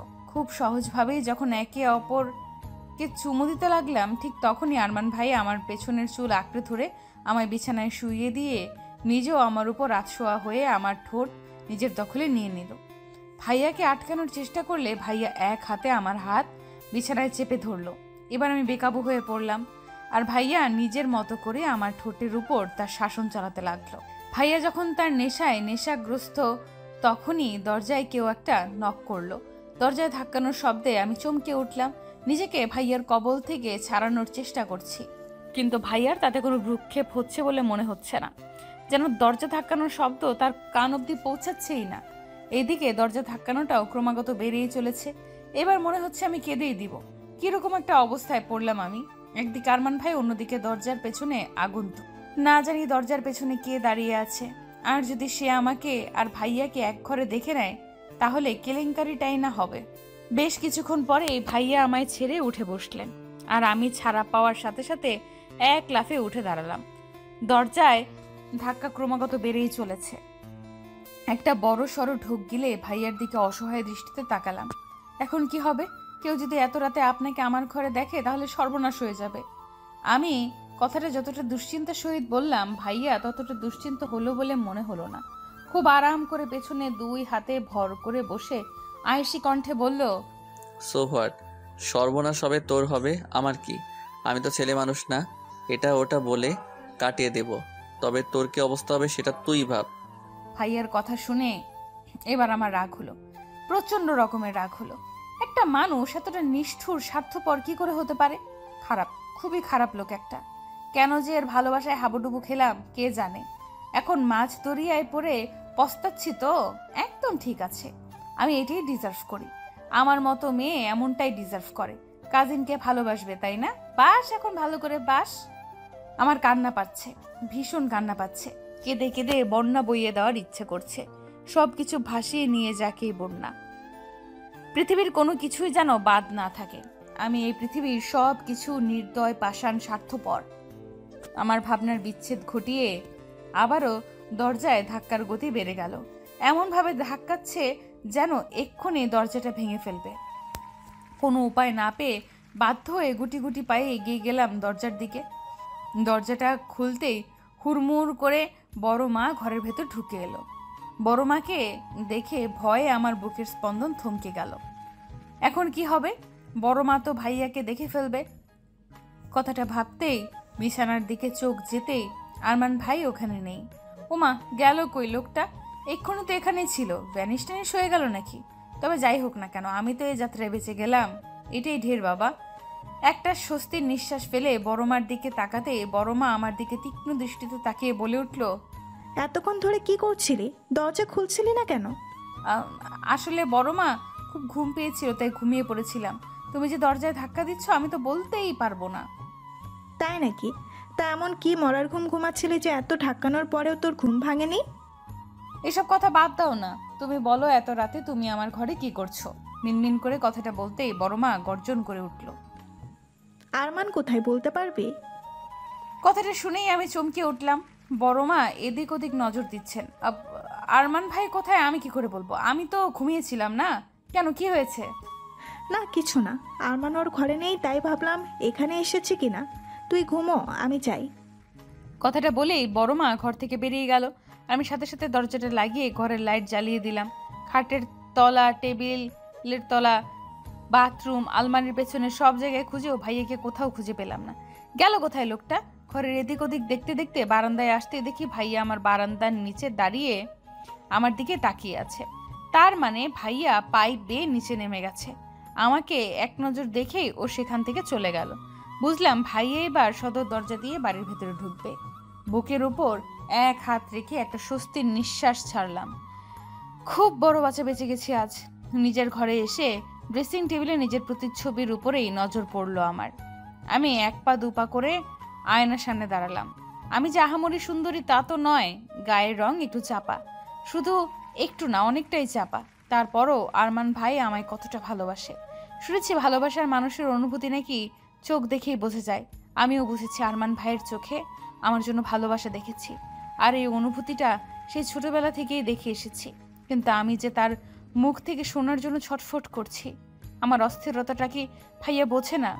আরমান ভাই যেদিন আমায় নিজের মুখে ভালোবাসার কথা বলবে সেই দিন আমার কীরকম অনুভূতি হবে সেটা ভাবতেই আমার পেটে সুরসুরি শুরু হয়ে যায়। ইস, তখনকার অনুভূতিটা কি সুন্দর হবে, তাই না? লজ্জায় নিজের প্রতিবিম্বের দিকে তাকাতেই পারছি না। দুই হাতে নিজের মুখ ঢেকে নিলাম। ইস, কি লজ্জা! নিজের ক্লাসে বসে এক নাগারে লিখে চলেছি। কি লিখছি কি জানি, শুধু যা মনে আসছে তাই লিখে যাচ্ছি। আজ আমাকে লিখতেই হবে। লিখে লিখে হাত ক্ষয় হয়ে যাক, তাও আমায় লিখতেই হবে। কিন্তু আমার এই লেখার মাঝে বাদ সাধল সুমন। ব্যাটা আমার কলমটাই কেড়ে নিল। এই চ্যাংড়া, কি করছিস? কি কলম নিলি কেন আমার? বেশ করেছি, নিয়েছি, ইচ্ছে হলে আরও নেব। এই কলম কি তোর বাপের সম্পত্তি নাকি? ইচ্ছে হলো আর নিলি? দে আমাকে আমার কলম, লিখবো আমি। আহারে, লিখবো আমি? পড়াশোনায় তো নবঘণ্ট, এখন ইনি আমাদের লেখালেখি দেখাতে এসেছেন। তা কি লিখছিলি দেখি একটু। কেন দেখাবো? দেখাবো না, একটুও দেখাবো না। আগে আমার কলম দে বলছি। এটা এই মুহূর্তে তুই আর পাচ্ছিস না, বুঝলি? বলেই এক বেঞ্চের পেছনে গিয়ে বসলো। আচ্ছা দিবি না তো? দাঁড়া, দেখাচ্ছি মজা। কথাটা বলেই হাতে থাকা খাতাটা মুড়িয়ে তার পিঠে সর্বশক্তি দিয়ে মারা শুরু করলাম। সে আমার হাত থেকে বাঁচার চেষ্টা করে চলেছে আর আমি তাকে মেরেই চলেছি। আর আমার পাশে বসে থাকা বন্ধুরা আমাদের কাণ্ড দেখে হেসেই চলেছে। বুঝলাম না এখানে হাসার মতো কি হলো। আমি একা এত কষ্ট করে মরছি, কোথায় আমায় একটু হেল্প করবে তা না, শুধু দাঁত কেলিয়ে যাচ্ছে হারামির দল কোথাকার। আমি ইচ্ছে মতো সুমনকে খাতার বাড়ি দিয়েই চলেছি। এমন সময় ক্লাসের মধ্যে সুমনকে মারার জন্য খাতাটা উপরে তুলতেই ভাইয়া ক্লাসে এসে হাজির। ভাইয়াকে দেখেই আমি থমকে গেলাম। এটা কি হলো?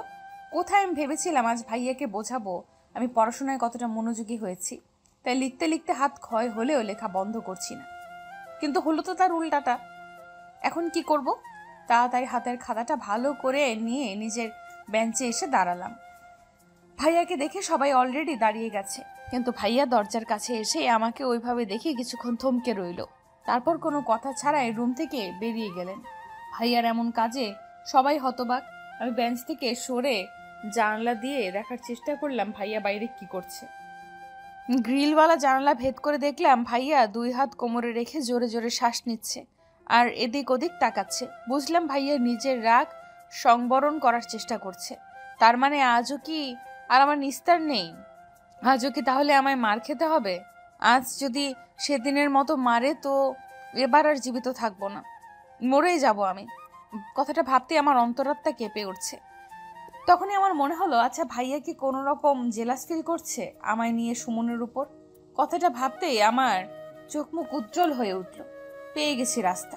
কিভাবে ভাইয়ার মুখে ভালোবাসি কথাটা বের করতে হয় তা খুব ভালোভাবেই বুঝে গেছি আমি। আব দেখো আগে হোতা হ্যায় ক্যা। কিছুক্ষণ পরে ভাইয়া আবার ক্লাসরুমে ঢুকলো, কিন্তু এইবার আর আমার দিকে তাকালো না। না তাকাক, তাতে কি? তবে এবার ভাইয়া দেখবে আমি কি কি করতে পারি। ভাইয়া তার ক্লাস শুরু করে দিল আর এদিকে আমি আমার কাজ।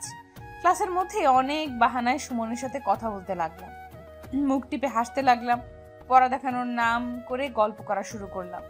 লেখার সময় খাতা থেকে হাত সরিয়ে দেওয়ার নাম করে ওর হাত ধরতেই সামনে থেকে ভাইয়া গর্জনরত আওয়াজ কানে এলো, enough is enough, damn it. ভাইয়ার এমন গর্জনে ক্লাসে থাকা প্রায় সকলেই চমকে উঠল। হঠাৎ ভাইয়ার এমন ব্যবহারের কারণ কারোরই মাথায় ঢুকলো না। ভাইয়া টেবিলের উপর 2 হাত দিয়ে দাঁড়িয়ে আছে, রাগে চোখ মুখ লাল রক্তবর্ণ ধারণ করেছে। ভাইয়ার এই রূপ দেখে আমি নিজেই ভয় পেয়ে গেলাম। এবার এসে আবার আমাকে পিটানো শুরু করবে না তো? মনে মনে হাজারো ভয়কে জয় করার চেষ্টা করলাম, কিন্তু ভাইয়া আমাকে অবাক করে দিয়ে ক্লাস থেকে বেরিয়ে গেল। যাওয়ার আগে ভারী কণ্ঠে বলে গেল, ক্লাস ইজ ডিসমিস। আমি ভয়ে ছোটখাটো একটা ঢোক গিললাম। দোষটা কি বেশি হয়ে গেছে? এরপর থেকে আর ভাইয়ার সাথে দেখা হয়নি। কলেজ থেকে আসার সময়ও ভাইয়া একাই চলে এসেছিল, আমাদের নিয়েই আসেনি। তাই আমি ছায়া রিকশায় করে চলে আসি। বাড়ি এসে ব্যাগ নিজের ঘরে রেখে ভাইয়ার ঘরের দিকে এগোলাম। তার ঘরের কাছে আসতেই খুব জোরে কিছু একটা পড়ে যাওয়ার শব্দ কানে আসতেই চমকে উঠলাম।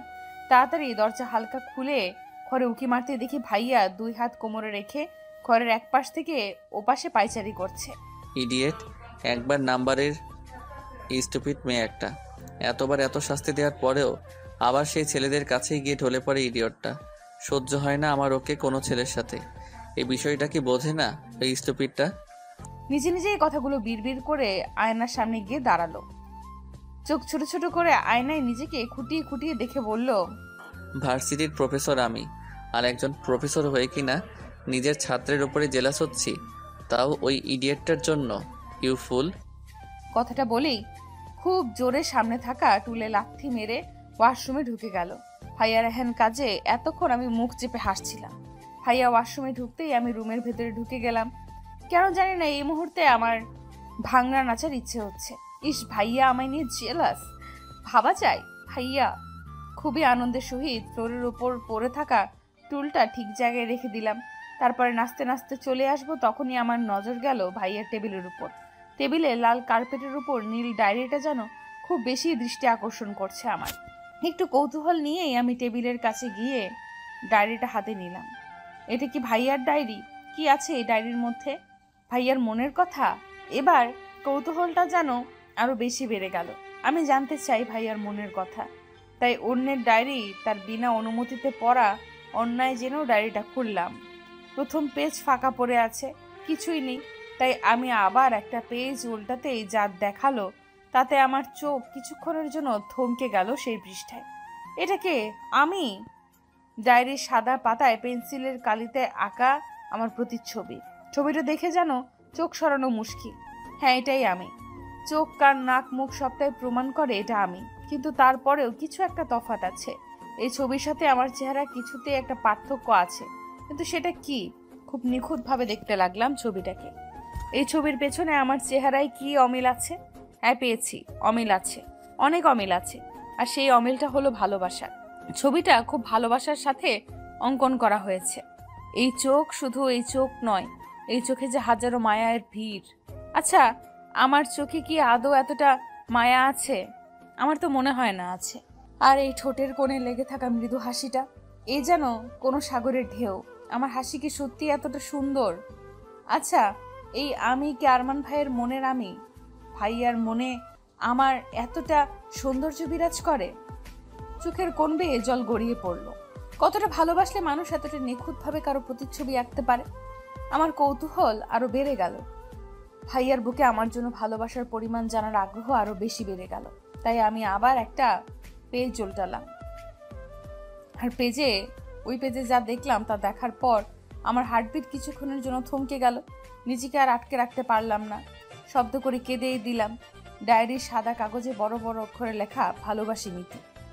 এই লেখাটা দেখে মনে হচ্ছে ভাইয়া যেন আমার সামনে চিৎকার করে বলছে, ভালোবাসি মিতু, খুব খুব খুব বেশি ভালোবাসি তোকে। তুই আমার ঘরে কি করছিস? আমার সেই চিরচেনা চমক তার কণ্ঠটা শুনে আমি চট করেই পিছু ফিরে তাকালাম। ভাইয়া টাওয়াল হাতে দাঁড়িয়ে আছে।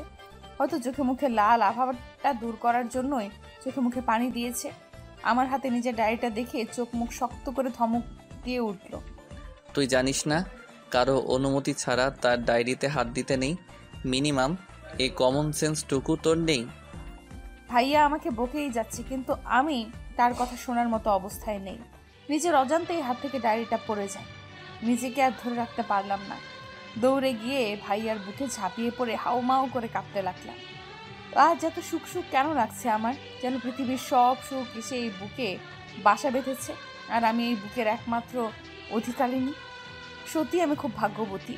এমন ভালোবাসার মানুষ কজনই বা পায়। ভাইয়া হয়তো আমার এমন কাজে বুদ্ধিহীন হয়ে গেছে, হয়তো ভাবতে পারিনি আমি এমন কিছু করব। এতটা সুখের মাঝেও আমি অনুভব করলাম ভাইয়া ধীরে ধীরে তার হাত তুলছে, হয়তো আমায় নিজের সাথে আরো গভীরভাবে জড়িয়ে নেওয়ার জন্য। তাই আমি আরো শক্তভাবে তার বুকে মাথা গুঁজে দিলাম। এমন সময় বড়মার কণ্ঠ কানে ভেসে এলো। বড়মার ডাক শুনে আমি ছিটকে দূরে সরে গেলাম। নিজের চোখ মুখে স্বাভাবিক হওয়ার চেষ্টা করলাম, কিন্তু ভাইয়া এখনো ওইখানেই দাঁড়িয়ে আছে, যেন এখনো তার ঘোর কাটেনি। কিছুক্ষণের মধ্যেই বড়মা ঘরের ভেতরে ঢুকল। আরমান তাড়াতাড়ি রেডি হয়ে। আমাকে দেখে বড়মা কথা বলা থামিয়ে দিল। আমি মাথা নিচু করে আছি আর ভাবছি, বড়মা যদি জিজ্ঞাসা করে আমি এখানে কি করছি তাহলে কি উত্তর দিব। কিন্তু আমাকে অবাক করে দিয়ে বড়মা আমাকে এড়িয়ে আরমান ভাইয়ের দিকে তাকালো। আরমান তাড়াতাড়ি রেডি হয়ে নে, আমরা বেরোবো। এবার মনে হয় ভাইয়ার ধ্যান ভাঙলো। হালকা কেসে বলে উঠলো, কোথায় যাওয়ার কথা বলছো? সেটা না হয় গেলেই দেখতে পাবি, এখন তাড়াতাড়ি রেডি হয়ে নে, সময় নেই। আমি কোথাও যাচ্ছি না। আমি এখানে তোর কোনো মতামত নিতে আসিনি, তোকে বলতে এসেছি তুই যাচ্ছিস মানে যাচ্ছিস, আর কোনো কথা শুনতে চাই না আমি। বলে বড়মা ঘর থেকে বেরিয়ে যেতেই ভাইয়া পা দিয়ে খুব জোরে বেডে লাথি মেরে চোখ মুখ শক্ত করে আমার দিকে তাকালো। আর আমি এই শব্দে কেঁপে উঠলাম। বুঝলাম না, বড়মা বাইরে যেতে বলেছে তা নিয়ে এত রাগ করার কি আছে? সামান্য বাইরেতে যেতে বলেছে, সে সব যাক। আমি এবার মাথা নিচু করে ঘর থেকে বেরিয়ে এলাম। রাগের মাথায় আমাকে এনে আবার মেরে বসে। রাত 8টা। বসার ঘরে বসে সবাই মিলে একসাথে জবার সিরিয়াল দেখছি। দেখতে দেখতে বিরক্ত বোধটা চরম পর্যায়ে পৌঁছাচ্ছে। কিন্তু আমার মা এই জবার মারাত্মক ফ্যান, একটা এপিসোডও মিস করে না। তার সাথে রিপিট টেলিকাস্ট তো আছেই।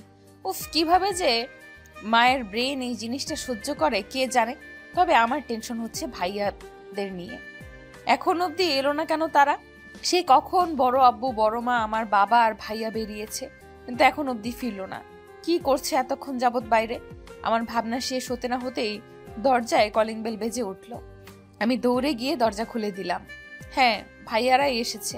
দরজা খোলার সাথে সাথে ভাইয়া ভেতরে ঢুকে সোজা উপরে নিজের ঘরে চলে গেল। চোখে মুখে বেশ গাম্ভীর্যতা ফুটে উঠেছে। ভাইয়ার পিছু পিছু বাকি সবাই ভেতরে ঢুকলো। বাবা, বড় আব্বু, বড় মা গিয়ে সোফায় বসতেই আমি দৌড়ে রান্নাঘরে গেলাম ওদের জন্য পানি আনতে। পানির ট্রেটা নিয়ে তাদের কাছে যেতে যেতেই বড় মা কথাটা কানে এলো। যাক বাবা, এতদিনে টেনশন ফ্রি হলাম, ছেলেটার বিয়েটা একেবারে ফাইনাল করেই এসেছি। কথাটা শুনতেই আমি থমকে গেলাম। মাথা কাজ করা বন্ধ করে দিল। কি বলছে কি বড় মা? তার মানে তারা ভাইয়ের জন্য মেয়ে দেখতে গিয়েছিল? ভাইয়া তাহলে বিয়ে করতে যাচ্ছে, তাও আবার অন্য কাউকে? আমার হাত পা কাঁপাকাঁপি শুরু হয়ে গেছে, যেন এক্ষুনি হাতে গ্লাসগুলো পড়ে যাবে। বাবার কথায় আমার ধ্যান ভাঙলো। হাতে থাকা ট্রে তাদের সামনে ধরতেই তারা পানির গ্লাস তুলে নিল, শুধু বড় মা ছাড়া। আমি পানির ট্রেটা টেবিলের উপর রেখে সবার পেছনে এসে দাঁড়ালাম, যেন কারোর নজর আমার উপর না পড়ে। সবাই ভাইয়ার হবু বউকে নিয়েই কথা বলছে। সে কত সুন্দর, সে কত স্মার্ট, কিন্তু এইসব শুনে যে আমার বুকটা দুমড়ে মুচড়ে যাচ্ছে সেটা কারোর নজরে পড়ছে না। নিজেকে আর আটকাতে পারলাম না। সবার আড়ালে হয়ে ওখান থেকে চলে এলাম। ভাইয়ার নামের সাথে জুড়ে দেওয়া অন্য মেয়ের নাম, এই জিনিসটা যেন আমার একদমই সহ্য হচ্ছে না। মনের মধ্যে আবারও হাজার অভিযোগ জমা হলো ভাইয়ার বিরুদ্ধে। তাই ছাদে চলে এলাম। আজ আবার এই আকাশকে আমার অভিযোগ শুনতে হবে। কেন কেন ভাইয়া আমার সাথে এমনটা করলো? ভাইয়া তো ওখানে ছিল না, তাই না? তার সামনে সবাই তার বিয়ের কথা ঠিক করলো, অথচ সে কিছুই বলল না। হয়তো ওই মেয়ে খুব বেশি সুন্দর, তাই তো আমার কথা ভুলেই গেছে। ও কান্না পাচ্ছে, ভীষণ কান্না পাচ্ছে। আমি কি করে অন্যের সাথে ভাইয়াকে সহ্য করব? সামান্য নাম শুনতেই তো আমার বুকটা ফেটে যাচ্ছে। এখন কি করব আমি? কান্না ছাড়া যে আর কিছুই অবশেষ রইল না আমার।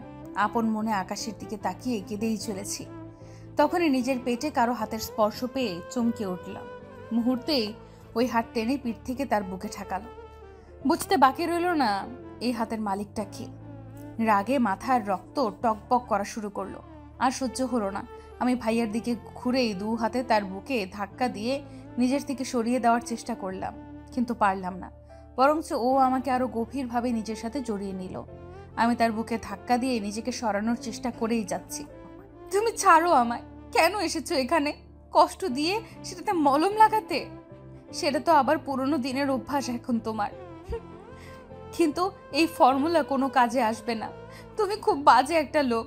যদি বিয়ে অন্য কাউকে করার ছিল তাহলে কেন কেন আমার এত কাছে এসেছিলে? আমার শরীর কি তোমার কাছে সস্তার মনে হয়? শুধুমাত্র তোমার সায় আজ আমি তোমায় এতটা ভালোবেসে ফেলেছি। এত অপমান সহ্য করেও আমি শুধু তোমাকেই ভালোবেসেছি। তোমার মুখে ভালোবাসি কথাটা শোনার জন্য ছটফট করেছি। এই সব কিছু হয়েছে শুধুমাত্র তোমার জন্য। কেন কেন এত আশকারা দিয়েছো আমায়? ভালো যদি নাই বাসবে তাহলে কেন ভালোবাসার মানাটা শেখালে আমায়? কেন এত কষ্ট দিচ্ছ? সহ্য হচ্ছে না আমার। ভেতর থেকে দুমড়ে মুচড়ে ভেঙে পড়ছি আমি। দয়া করে আর কষ্ট দিতে এসো না। আর সহ্যের ক্ষমতা নেই আমার। এক নাগারে কথাগুলো বলেই কান্নায় ভেঙে পড়লাম তার সামনে। এতে তার কি ভাবান্তর হলো বলতে পারবো না, কিন্তু হঠাৎ করেই কানের কাছে কার উষ্ণ শ্বাস অনুভব করলাম। ম্যাজিক দেখবি মিতু? ফিসফিস করে কথাটা বলেই ভাইয়া আমার দিকে তাকালো, আর আমি তার কথার মানে বুঝতে না পেরে ফ্যাল করে তার চোখের দিকে তাকালাম। এটা কি মজা করার সময় যে ও আমায় এখন ম্যাজিক দেখাতে চাইছে? আমি কি বাচ্চা মেয়ে নাকি যে ম্যাজিক দেখেই আমি সব কষ্ট ভুলে যাব? এইসব ভাবনার মাঝেই আমি অনুভব করলাম আমি হাওয়ায় ভাসছি। ভালো করে খেয়াল করে দেখলাম ভাইয়া আমায় কোলে তুলে নিয়েছে। কি করতে চাইছে কি ভাইয়া? কিছুই তো বুঝতে পারছি না। বসার ঘরে বসে থাকা সকলে আমাদের দিকে অবাক চোখে তাকিয়ে আছে। সকলের এমন চাহনি আমায় বেশ অস্বস্তিতে ফেলছে, যার কারণে আমি বারবার নিচু গলায় ভাইয়াকে আমায় নামাতে বলছি, কিন্তু ভাইয়ার তাতে কোনো হেলদোল হচ্ছে না। ও নিজের মতোই আমায় কোলে নিয়ে সবার সামনে দিয়ে বাড়ির বাইরে চলে এলো। পেছন থেকে বাবা, বড় আব্বু, বড় আম্মু অনেক ডাকার পরেও সে শুনলো না। আমি ভেবে পাচ্ছি না কি হচ্ছে আমার সাথে, কি করতে চাইছে ভাইয়া, আর কোথায় বা যাচ্ছি আমরা। আমার সকল ভাবনার মাঝে ভাইয়া আমাকে গাড়ির সামনের সিটে বসিয়ে সিট বেল্ট লাগিয়ে দরজা লাগিয়ে দিল, আর ও নিজে ড্রাইভিং সিটে এসে বসলো। কোথায় যাচ্ছি আমরা? চেহারায় রাগী ভাব এনে কথাটা বললাম, কিন্তু তাতে কোনো কাজ হলো বলে মনে হলো না। ভাইয়া স্বাভাবিকভাবেই নিজের পকেট থেকে ফোন বের করে ওইটাতে মনোযোগ দিল। এইবার আমার মাথা 100 ডিগ্রি ঘুরে গেল। এখানে আমি মরছি আমার জ্বালায়, আর উনি মনের সুখে ফোন টিপতে লাগলেন। রাগের মাথায় তার হাত থেকে ফোনটা কেড়ে নিতে চাইলেই ভাইয়া হাত সরিয়ে আমার দিকে শান্ত দৃষ্টিতে তাকালো। আমার দিকে তাকিয়ে থেকেই হাতের ফোনটা পকেটে পুরে এইবার গাড়ি চালাতে শুরু করলো। এইবার আমার টনক নড়ে উঠল। এই এই গাড়ি থামাও। কোথায় যাচ্ছি আমরা? কোথায় নিয়ে যাচ্ছ আমায়? আমি কোথাও যাব না তোমার সাথে। শুনেছো তুমি? আমি তোমার সাথে কোথাও যাব না। গাড়ি থামাও বলছি। এক নাগারে বকবক করতে করতে তার স্টিয়ারিংয়ে থাকা হাত ধরে টানাটানি করছি, আর ভাইয়া একদম ডোন্ট কেয়ার ভাব নিয়ে গাড়ি চালাচ্ছে। বকবক করতে করতেই হঠাৎই আমার মনে হলো গাড়ি থেমে গেছে। আমি ভাইয়ার হাত ধরে থাকা অবস্থাতেই আশেপাশে তাকালাম। হ্যাঁ, গাড়ি থেমে গেছে। তাহলে কি ভাইয়া আমার বকবকারিতে রাগ করেই গাড়ি থামালো? এইবার আমার ভয় লাগা শুরু করলো। ছোটখাটো একটা ঢোক গিলে ভাইয়ার দিকে তাকাতেই দেখি ভাইয়া গাড়ি থেকে নামছে। আরে কোথায় যাচ্ছ? আমার প্রশ্নের কোনো উত্তর না দিয়ে ভাইয়া গাড়ি থেকে নেমে আমার পাশে এসে গাড়ির দরজাটা খুলে শটান আমায় কোলে তুলে নিল। ভাইয়ার এমন বিহেভিয়ারে সত্যি আমি অবাক হচ্ছি। আসলেই কি করতে চাইছে ভাইয়া, আর আমরা কোথায় বা যাচ্ছি? আমি জায়গাটা চেনার জন্য আশেপাশে তাকালাম। হঠাৎই আমার চোখের সামনে অফিসে টাঙানো বোর্ডের উপর আটকে গেল। সাথে সাথে বুকটা ধরাস করে উঠল। এ তো ম্যারেজ রেজিস্ট্রি অফিস, কিন্তু ভাইয়া আমায় এখানে কেন নিয়ে এলো? না না, আর এই লোককে বিশ্বাস করা যাবে না। এর মতলব আমার কাছে ঠিক লাগছে না। তাই নিজের শরীরের সর্বশক্তি দিয়ে নিজের হাত পা ছোড়াছুড়ি শুরু করে দিলাম। ছাড়ো আমায়, আমি কোথাও যাব না। আমায় এখানে কেন নিয়ে এসেছো? আমি যাব না তোমার সাথে, ছাড়ো বলছি আমায়। হাত পা ছোড়াছুড়ি করেও কোনো লাভ হলো না। ভাইয়া খুব শক্ত করে আমায় ধরে অফিসের ভেতর ঢুকলো। ও ভেতরে ঢুকতেই দুজন ছেলে ওর সাথে এসে দাঁড়ালো। আমি দুজন ছেলেকে চিনি, আরমান ভাইয়ের বেস্ট ফ্রেন্ড রনি আর পিয়াস। ছোট থেকে খুব ভালো বন্ধু এরা। ওর কাছে আসতে আরমান ভাই তাদের উদ্দেশ্যে বলে উঠল, সব রেডি তো? হ্যাঁ, সব অ্যারেঞ্জমেন্ট হয়ে গেছে। আরে আমি কাজী সাহেবকেও রেডি করে রেখে দিয়েছি, শুধু তোদের আসার অপেক্ষায় ছিল। রনি ভাইয়ার কথা শুনে আমার ভয় আরো দ্বিগুণ বেড়ে গেল। একটা ঢোক গিলে ভাইয়ার দিকে তাকালাম। পিয়াস ভাইয়া আমায় আরমান ভাইয়ার কোলে দেখে দাঁত কেলিয়ে বলে উঠল, কিরে ভাই, শেষমেশ ভাবিকে তুলে নিয়ে এলি? অত কথা বাদ দে আর নিজেদের কাজে মন দে। বলেই আমার একটা চেয়ার বসিয়ে দিল। আমার সামনেই একজন উকিল কালো কোট পরে বসে আছে। উকিল মহাশয় ভাইয়ার সামনে কিছু কাগজ আর একটা কলম এগিয়ে দিল। ভাইয়া কলমটা হাতে নিতেই আমি একটা ঢোক গিললাম। আস্ত ঢোক গিলে গিয়েই আমার পেট ভরাতে হবে দেখছি। আরে আমি তো ভুলেই গেছিলাম, এত কিছুর মাঝে তো আমার ডিনারটাই হয়নি। আমি হয়তো একা একাই একজনকে বিপদে পড়লে খাওয়ার কথা মনে পড়তেই আমার প্রচণ্ড রকম খিদে পেল। খিদেই পেট চোচো করতে লাগলো, কিন্তু নিজের খিদেটাকে এই মুহূর্তে দমন করে ভাইয়ার দিকে মনোযোগ দিলাম। ভাইয়া হাতে কাগজ নিয়ে সাথে সাথে সাইন করে দিল। তার সাথে রনি ভাইয়ার পিয়াস ভাইও। বুঝলাম তারা সাক্ষী হিসেবে সাইন করলো। এবার এলো আমার পালা। ভাইয়া আমার দিকে তাকাতেই আমার বুক ধুক করে উঠল। অলরেডি আমার হাত পা কাঁপাকাঁপি শুরু হয়ে গেছে। কি করব কিছুই বুঝে উঠতে পারছি না। পালাবো নাকি? কিন্তু তার জন্যও তো হাত পা চলার দরকার। আমার তো হাত পা কিছুই কাজ করছে না। ভয়াতুর দৃষ্টিতে ভাইয়ার দিকে তাকালাম। ভাইয়া আমার কাছে এগিয়ে আসছে। আমার কাছে এসেই পেপারটা আমার সামনে তুলে ধরলো। সাইন কর। না, আমি সাইন করব না বলেই আমি মুখ ঘুরিয়ে নিলাম। কি করে করব সাইন? যতই আমি আরমান ভাইকে ভালোবাসি না কেন, তবু আমার জীবনে আমার বাবা মার প্রায়োরিটিটা অনেক বেশি। তাদের না জানিয়ে আমি কি করে বিয়ে করে নিতে পারি? আমি চাই আরমান ভাইকে বিয়ে করতে, কিন্তু এইভাবে নয়। পরিবারের সম্মতিতে বাবা মাকে সামনে রেখে বিয়েটা করতে চাই। মা বাবারও তো কত ইচ্ছে আছে আমার বিয়ে নিয়ে। আমি কি করে তাদের এইভাবে ঠকাতে পারি? আমার কান্না পাচ্ছে, ভীষণ কান্না পাচ্ছে। ভাইয়া যদি আমায় বিয়ে করতে চায় তো কথাটা সবার সামনে কেন বললো না? এভাবে সবার আড়ালে বিয়ে করার মানে কি? এসব ভাবনার মাঝে আমি অনুভব করলাম আমার চেয়ার দুলছে। হঠাৎ এমন হওয়ায় কিছুটা ভরকে গেলাম, কিন্তু নিজেকে সামলে নিয়ে বুঝলাম ভাইয়া আমাকে তার দিকে ঘুরিয়ে দুই পাশে চেয়ারের হাতলে হাত রেখে একদম আমার মুখের কাছে মুখ এনে বলল, সাইন করবি নাকি আমি ওই মেয়েকে গিয়ে বিয়ে করে নেব যার সাথে আমার বাবা মা আমার বিয়ে ঠিক করেছে? 5 কালেমা 3 বার কবুল আর 101 টাকা দেনমোহরে আমাদের বিয়েটা সম্পূর্ণ হলো। এই মুহূর্তে নিজেকে পৃথিবীর সবচেয়ে বড় স্বার্থপর বলে মনে হচ্ছে, যে নিজের সুখের জন্য বাবা মাকে এইভাবে ঠকালো। বাড়িতে গিয়ে কিভাবে সবার সামনে দাঁড়াবো? আমি কিভাবে তাদের জানাবো আরমান ভাইকে পাওয়ার লোভে আমি তাদের শখ আহ্লাদকে জলাঞ্জলি দিয়ে এসেছি? তারা কি সহ্য করতে পারবে এটা? বাবা মাকে কি করে বলবো যে তাদের মেয়ে এতটা স্বার্থপর হয়ে গেছে? খুব কান্না পাচ্ছে আমার, খুব। আমার সাথেই কেন এমন হয় আমি বুঝি না। যেখানে আরমান ভাইকে বিয়ে করার খুশিতে আমার লাফানো উচিত, সেখানে আমি কিনা বাবা মাকে কি জবাব দেব সেই ভাবনায় বিভোর। আমার ভাবনার মাঝেই আরমান ভাই আমায় কোলে তুলে নিলেন। বুঝতে পেরেছি এই লোক জামায় আর হাঁটতেই দেবে না। সে কখন থেকে শুধু কোলেই চড়ে বেড়াচ্ছি ছোট বাচ্চাদের মতো। আমি কি হাঁটতে পারি না নাকি? আমি অসহায় দৃষ্টিতে ভাইয়ার দিকে তাকালাম। ভাইয়া প্লিজ নিচে নামাও, আমায় বাড়ির লোক এভাবে দেখলে আমায় অস্বস্তিতে পড়তে হবে, প্লিজ। আমার মিনতির সুরও বুঝি তার কান অব্দি গেল না। সে নিজের মতোই হেঁটে চলেছে। কিছুক্ষণের মধ্যে বাড়িতে ঢুকতেই দেখলাম সকলে এখনো বসার ঘরেই বসে আছে। সবার চোখে মুখে চিন্তার ছাপ। নিশ্চয়ই আমাদের জন্যই চিন্তা করছিলেন। কিন্তু মুহূর্তেই আরমান ভাইয়ের কোলে আমায় দেখে এই চিন্তার ছাপটা বদলে গিয়ে সবাই অবাক চোখে আমাদের দিকে তাকালো। আরমান ভাই সবার সামনে এসে আমায় কোল থেকে নামিয়ে দিল। আমি মাথা নিচু করে দাঁড়িয়ে আছি। আমাদের দাঁড়িয়ে থাকতে দেখে বড় আব্বু বলে উঠল, এটা কি রকম আচরণ আরমান? এত রাতে কোথায় গিয়েছিল তোমরা? বিয়ে করতে। কি বলছিস কি আরমান? যা বলছি সত্যি বলছি।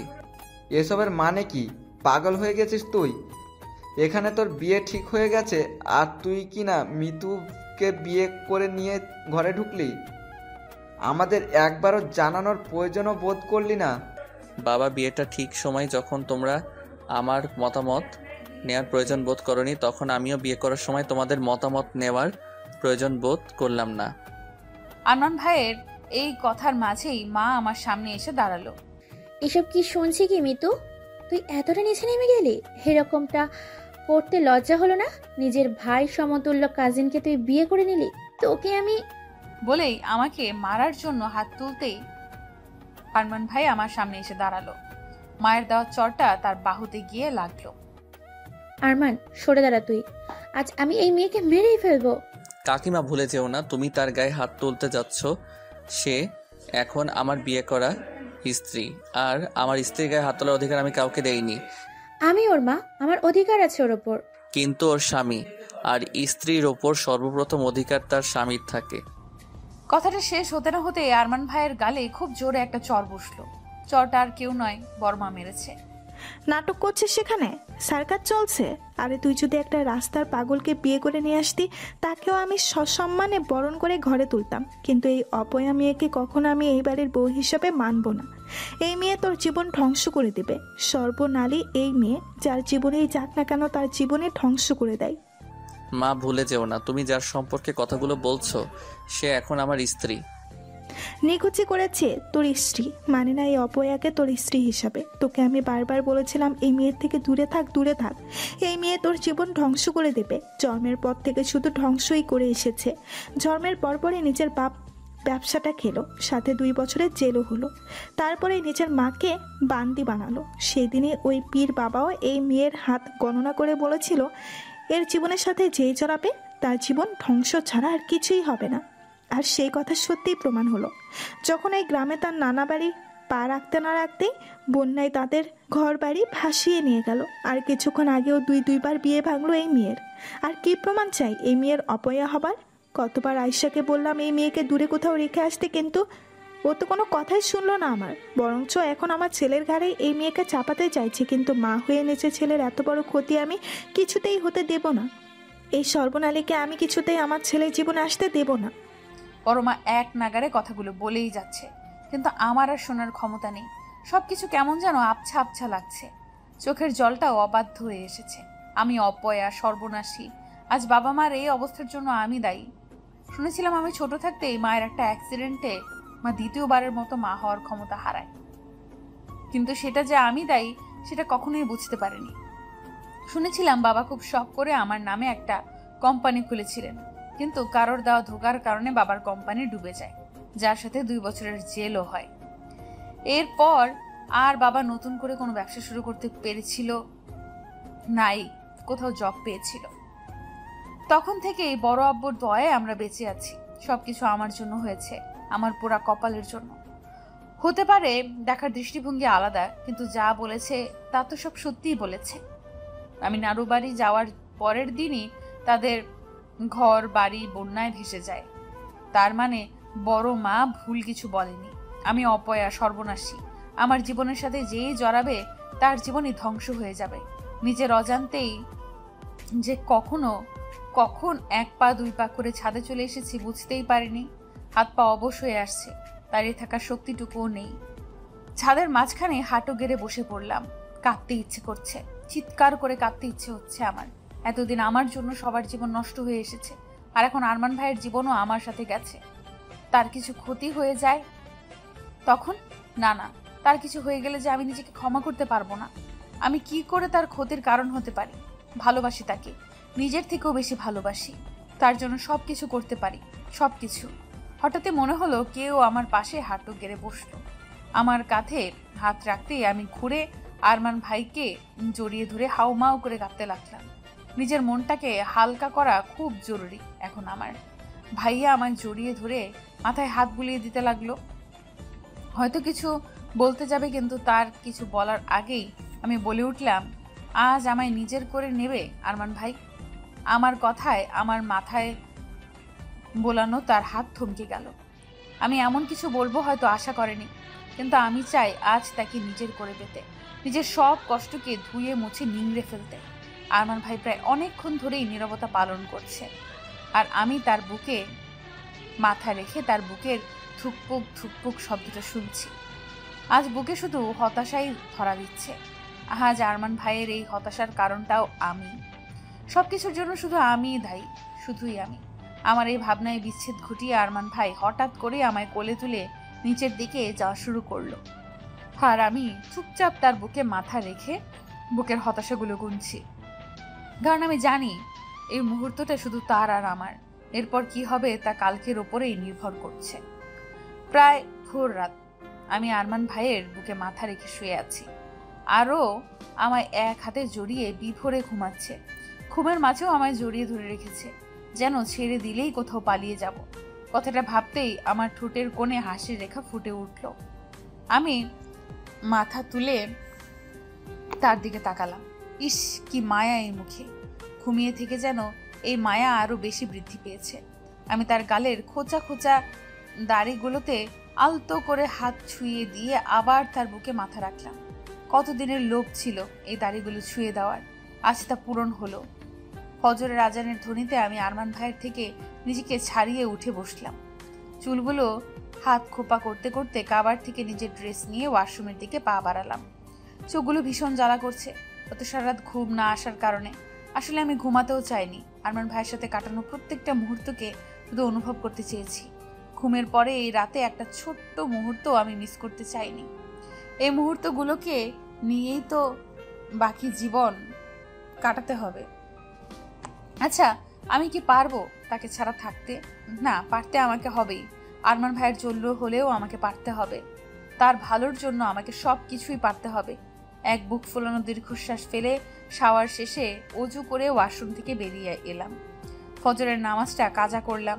নামাজ শেষে জায়নামাজ গুছিয়ে রেখে আরমান ভাই এক গাদা বই থাকা টেবিলের কাছে গেলাম। একটা নোট পাতার মধ্যে দিয়ে ছিঁড়ে ওটাতে লিখতে বসলাম। লেখাটা ততটাও ভালো না, ভাঙা ভাঙা হাত, বাঁকা বাঁকা অক্ষরে মনে আসছিল, তাই লিখে যাচ্ছিলাম। আজ এই লেখাটা আমাদের জীবন বদলে দেবে। এই চিঠিটায় আরমান ভাই আর আমার দুজনের পথ আলাদা করে দেবে। আচ্ছা, সামান্য একটা চিঠির উপর ভিত্তি করে কি ভাইয়া আমাদের থেকে দূরে সরে যাবে? একবারের জন্য খোঁজার চেষ্টাও করবে না? সে যাই করুক না কেন, আমি চাই ভাইয়া আমায় ভুলে যাক, নিজের জীবন নিজের মতো করে সাজিয়ে নিক। আমার মতো একটা পোড়া কপালের জন্য ও কেন নিজের জীবনে সর্বনাশ ডেকে আনবে? আর আমিই বা কি করে তা হতে দেই? ভাইয়ার ভালোর জন্য আমাকে তার জীবন থেকে দূরে যেতেই হবে, অনেক দূরে যেতে হবে। চিঠিটা লেখা শেষ করে কাগজটা ভাঁজ করে বিছানার পাশের টেবিল ওয়েট চাপা রেখে দিলাম। তারপর নিজের প্রয়োজনীয় জিনিসপত্র নিয়ে বেরিয়ে পড়লাম ঘর থেকে, আরমান ভাইয়ের জীবন থেকে অনেক দূরে সরে যাওয়ার জন্য, সারা জীবনের জন্য। আজ 11 দিন আমি এই বাড়ি ছেড়ে চলে এসেছি। এখানে চট্টগ্রামে বসবাসরত এক বন্ধু টিয়ার বাড়িতে উঠেছিলাম। তার মা এক এনজিওর মেম্বার। আমি তাদের সাথে কথা বলি, এনজিওতে একটা কাজের কথা বলি। যেহেতু নিজের এডুকেশনের সকল কাগজপত্র সাথে নিয়েই এসেছিলাম, তাই কাজটা পেতে ততটা বেগ পেতে হলো না। কিন্তু আমার অতি শুনে টিয়ার মা আমার দিকে এক অন্যরকম নজরে তাকানো শুরু করলেন। সেই নজর খুব সহজেই পড়ে নেওয়া যায়। নিজের লোভের জন্য তো আর অন্যের ক্ষতি করতে পারি না। তাই হাতে যতটুকু টাকা ছিল তার কিছু টাকা দিয়ে একটা ফ্ল্যাট ভাড়া নিয়েছিলাম। আজ আমি পুরো আমার জন্য অন্য কারোর কোনো ক্ষতি হবে না, কারণ না। রাত 9টায় ল্যাম্পপোস্টের আলোয় রাস্তার ধার ঘেঁষে আনমনে হেঁটে চলেছি। এনজিওর একটা কাজে এলাকা এলাকায় গিয়ে মিটিংয়ের মাধ্যমে সমাজের মানুষদের সামাজিক গুরুত্বপূর্ণ বিভিন্ন ধরনের পরামর্শ দিতে দিতে অনেকটা দেরি হয়ে গেছে। মেইন রোডে দিয়েই এলাম। চাইলে রিক্সা ভাড়াও নিতে পারতাম, কিন্তু আমি এখনো আমার কাজের মাইনে পাইনি। আর আমার কাছে যতটুকু টাকা আছে সেটা দিয়ে আমার পুরো মাস চলতে হবে। তাই টাকা বাঁচানোর ছোট্ট একটা পদক্ষেপ মাত্র এটা। ল্যাম্পপোস্টের মৃদু আলো ছড়াচ্ছে পুরো রাস্তায়, আর আমি একাই একটা মেয়ে হেঁটে চলেছি এক ধোঁয়াশার জীবনের উদ্দেশ্যে।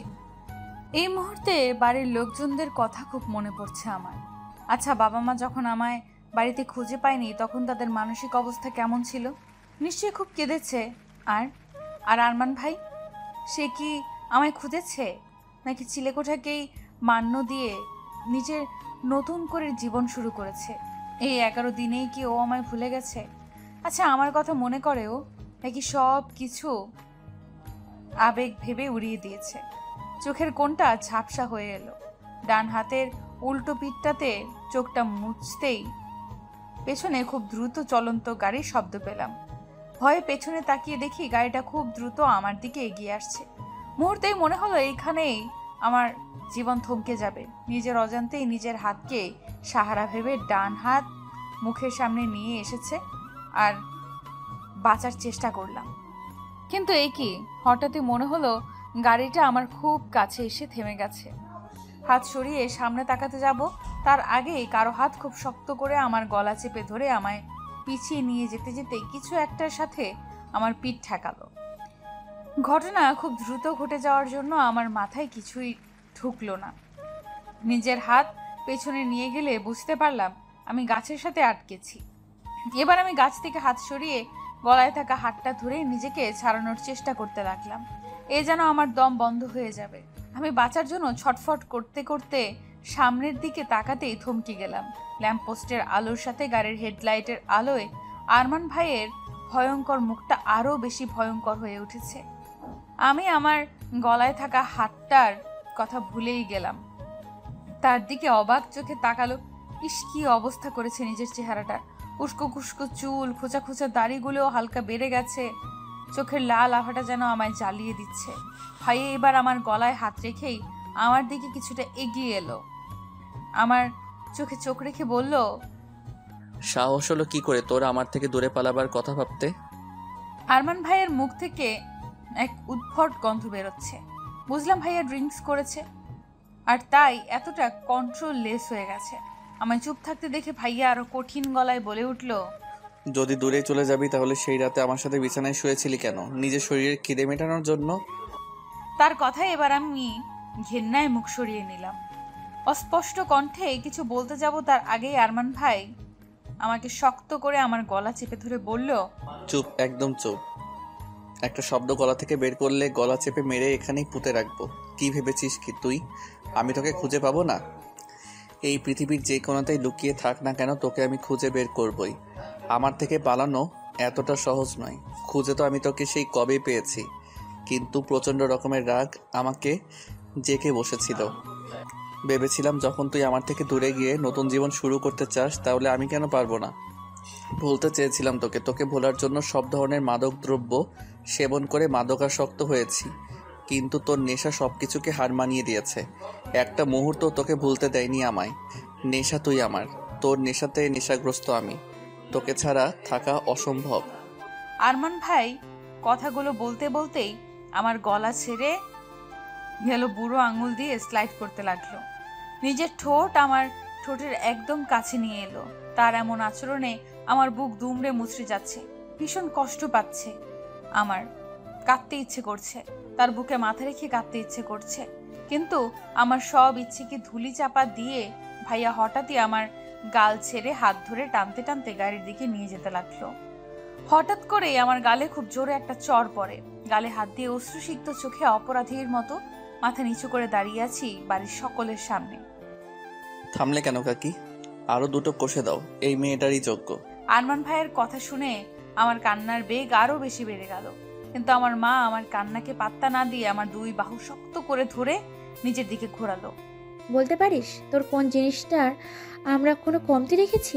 এত ভালোবেসেছি তোকে, নিজেরা না খেয়ে তোকে খাইয়েছি, আর তুই এত বড় একটা ভুল সিদ্ধান্ত নিয়ে বসলি। এই এদিকে থাকা, বাড়ি থেকে চলে যাওয়ার সময় একটা বারও কি তোর আমাদের কথা মনে পড়েনি? একবারও মনে হলো না আমরা কি নিয়ে বাঁচবো? তুই তো আমাদের একমাত্র সম্বলে, তোকে নিয়েই বেঁচে আছি আমরা। তাহলে কোন সাহসে তুই এই সিদ্ধান্তটা নিলি? কিভাবে চলে গেলি তুই আমাদের ছেড়ে? কথাগুলো বলতে বলতেই মা কান্নায় ভেঙে পড়ল। মায়ের কান্না দেখে আমারও ভীষণ কান্না পাচ্ছে। এবার বুঝতে পেরেছি আমি কত বড় ভুল করেছি। তাদের ভালো করতে গিয়েই যে তাদের এতটা কষ্ট দিয়ে ফেলেছি বুঝতেই পারিনি। আরমান ভাই ঠিক ছিল, আরো কিছু চরের যোগ্য আমি। এতটুকু শাস্তিতে হবে না আমার। মাথা নিচু করে কেঁদেই চলেছি, তখনই বড় মা এগিয়ে এলো। আমি বলেছিলাম না এই মেয়ে যার জীবনে যাবে তার জীবনে ধ্বংস করে দেবে? এই মেয়ে একবার দেখ আমার ছেলের জীবনটা কি করেছিস তুই।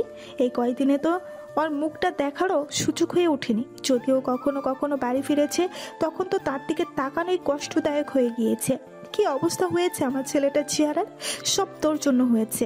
আমার ছেলের এই অবস্থার জন্য তুই দায়ী। স্টপ ইট মা, এখনো তোমার বলা শেষ হয়নি। সেদিন কি কিছু কম বলেছিলে যে আজ আবার শুরু হয়ে গেলে? হ্যাঁ, তোমার ছেলের এই অবস্থার জন্য ওই মেয়েটাই দায়ী, কিন্তু ও আমার জীবনে আসার জন্য নয়। কিছুদিনের জন্য ও আমার জীবন থেকে চলে যাওয়ার জন্য আমার এই অবস্থা। আমি বুঝি না তুমি এমন নিকৃষ্ট মানসিকতার কি করে হতে পারো। কিছু দুর্ঘটনাকে তুমি মৃত্যুর ঘাড়ে চাপিয়ে দিচ্ছ। আমি কোনো দুর্ঘটনাকে চাপিয়ে দিচ্ছি না ওর উপর, যা সত্যি তাই বলছি। কোন সত্যির কথা বলছো? কাকার ব্যবসায় ধোঁকা খাওয়ার কথাটা? সেটা কাকার নিজের অনভিজ্ঞতার কারণেই হয়েছে। আর যদি তুমি কাকির অ্যাক্সিডেন্টের কথা বলো তাহলে আমি বলি ঢাকায় এমন অনেক অ্যাক্সিডেন্টই হয়। তুমি কোন কোন অ্যাক্সিডেন্টের দায়ভার মিতুর উপর চাপাবে? আর ওই পীর যার কথা শুনে তুমি মিতুকে আজ অব্দি দোষারোপ করছো, সে কিছু বছর আগেই ভণ্ডপীর প্রমাণ হয়ে এখন জেল কাটছে। আর এখন বাকি রইল দুবার বিয়ে ভাঙার কথা। ওটা মিতুর জন্য নয়, আমার জন্য ভেঙেছে। ভাইয়ার এই কথায় সবাই তার দিকে অবাক চোখে তাকালো। আমার চোখেও প্রশ্নবোধক চিহ্ন আটকে রইল। আমার বিয়ে ভাইয়ার জন্য ভেঙেছে, কিন্তু কিভাবে? আমি ভেঙেছি ওই বিয়ে। আমি জানতাম না মা মিতুকে ততটা পছন্দ করে না, তাই তার থেকে দূরে থাকার চেষ্টা করতাম। কিন্তু আমি ওকে অন্য কারোরও হতে দিতে পারতাম না, তাই সবার আড়ালেই আমি ওর বিয়ে ভেঙেছি। আর ওই বন্যা? মা, বন্যা আসবে এই নিউজটা খবরে নিউজ পেপারে কতদিন আগে থেকে ছাপা হচ্ছিল। এটা একটা প্রাকৃতিক দুর্যোগ, যা মিতু গ্রামে গেলেও আসতো, না গেলেও আসতো। তবে কি জানো তো মা, তোমার এই দৃষ্টিভঙ্গি আমি হাজার চেষ্টা করলেও বদলাতে পারবো না, যদি না তুমি নিজের থেকে বদলানোর চেষ্টা করো। বড় মা আরো কিছু বলতে যাবে, কিন্তু তার আগেই বড় আব্বু বলে উঠল, উফ, কি হচ্ছে কি এখানে? এত সব কথা কেন হচ্ছে আমাকে বলবে দয়া করে? এতক্ষণ ধরে চুপ ছিলাম, কিন্তু আর নয়, বন্ধ করো এসব। আর মিতু, তুমি যা করছো তা অবশ্যই ভুল ছিল, আর ভুলের শাস্তি তোমাকে পেতেই। আর সে শাস্তি হিসাবে তোমাকে আবার আমার ছেলেকেই বিয়ে করতে হবে। আমার ছেলে তোমাকে ভালোবাসে, তোমার সাথেই সে সুখে থাকবে।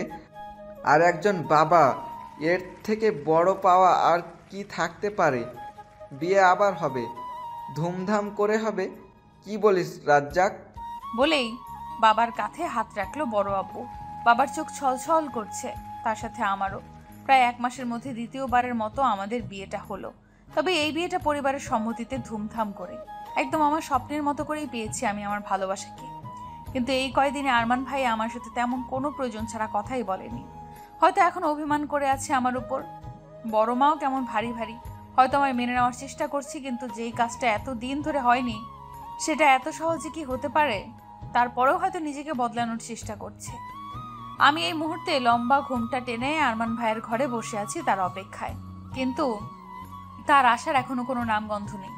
নিশ্চয়ই বাইরে তার বন্ধুরা তাকে আটকেছে। বেচারার হাল বোধহয় আজ তার বেহাল করে দিয়েছে। ভাইয়ার বেচারা মার্কা মুখটা ভাবতেই বেশ হাসি পাচ্ছে আমার। আনমনে তার কথা ভেবে হাসছি, ঠিক তখনই দরজা খোলার শব্দ কানে এলো। বুঝলাম ভাইয়া এসেছে। আমি উঠে তাকে সালাম করতে যাব, তার আগেই ভাইয়া সরে গেল।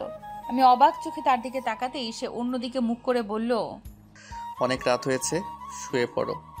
কথাটা বলেই ও বারান্দায় চলে গেল। তার এমন কথায় আমার ভীষণ কান্না পাচ্ছে। ভাইয়াকে তাহলে আর কোনোদিনও আমার সাথে কথা বলবে না? আমার একটা ভুলের জন্য আমায় এত বড় শাস্তি দেবে ও? ফুর, নিকুচি করেছে তার শাস্তির, মানে না আমি কোনো শাস্তি টাস্তি। আজ তো তাকে আমার সাথে কথা বলতেই হবে। দেখি কি করে কথা না বলে থাকে। আমি আমার ভারী শাড়িটা 2 হাতে উঁচু করে ধরে বারান্দার দিকে অগ্রসর হলাম। আরমান ভাই উল্টো ঘুরে ব্যস্ত নগরে দেখতে দেখতে সিগারেটের ধোঁয়া উড়াচ্ছে। ও মাঝে মাঝে স্মোক করত। আমি সেটাকে পরোয়া না করে সোজা তার সামনে গিয়ে রেলিংয়ে ঠেস দিয়ে দাঁড়ালাম। আমাকে হঠাৎ করে তার সামনে আসতে দেখে ব্রু কুচকি কিছুক্ষণ তাকিয়ে থেকে অন্যদিকে যাবে তার আগেই আমি আবার তার সামনে গিয়ে তার পথ আটকালাম। এবার হয়তো আরমান ভাই কিছুটা বিরক্ত হলো। ব্রু কুচকানোর সাথে সাথে দাঁত চেপে ধরে একদম আমার দিকে এগিয়ে এসে কিছু বলতে গিয়েও থেমে গেল। তার এগিয়ে আসাতে আমি কিছুটা ভয় পেয়ে পেছনে ঝুঁকে গেলাম। যা রাগ যদি চটর মেরে বসে তখন। কিন্তু আরমান ভাই কিছু না বলেই আবার সেখানে চলে আসবে। তখনই আমি তার ডান হাত চেপে ধরলাম।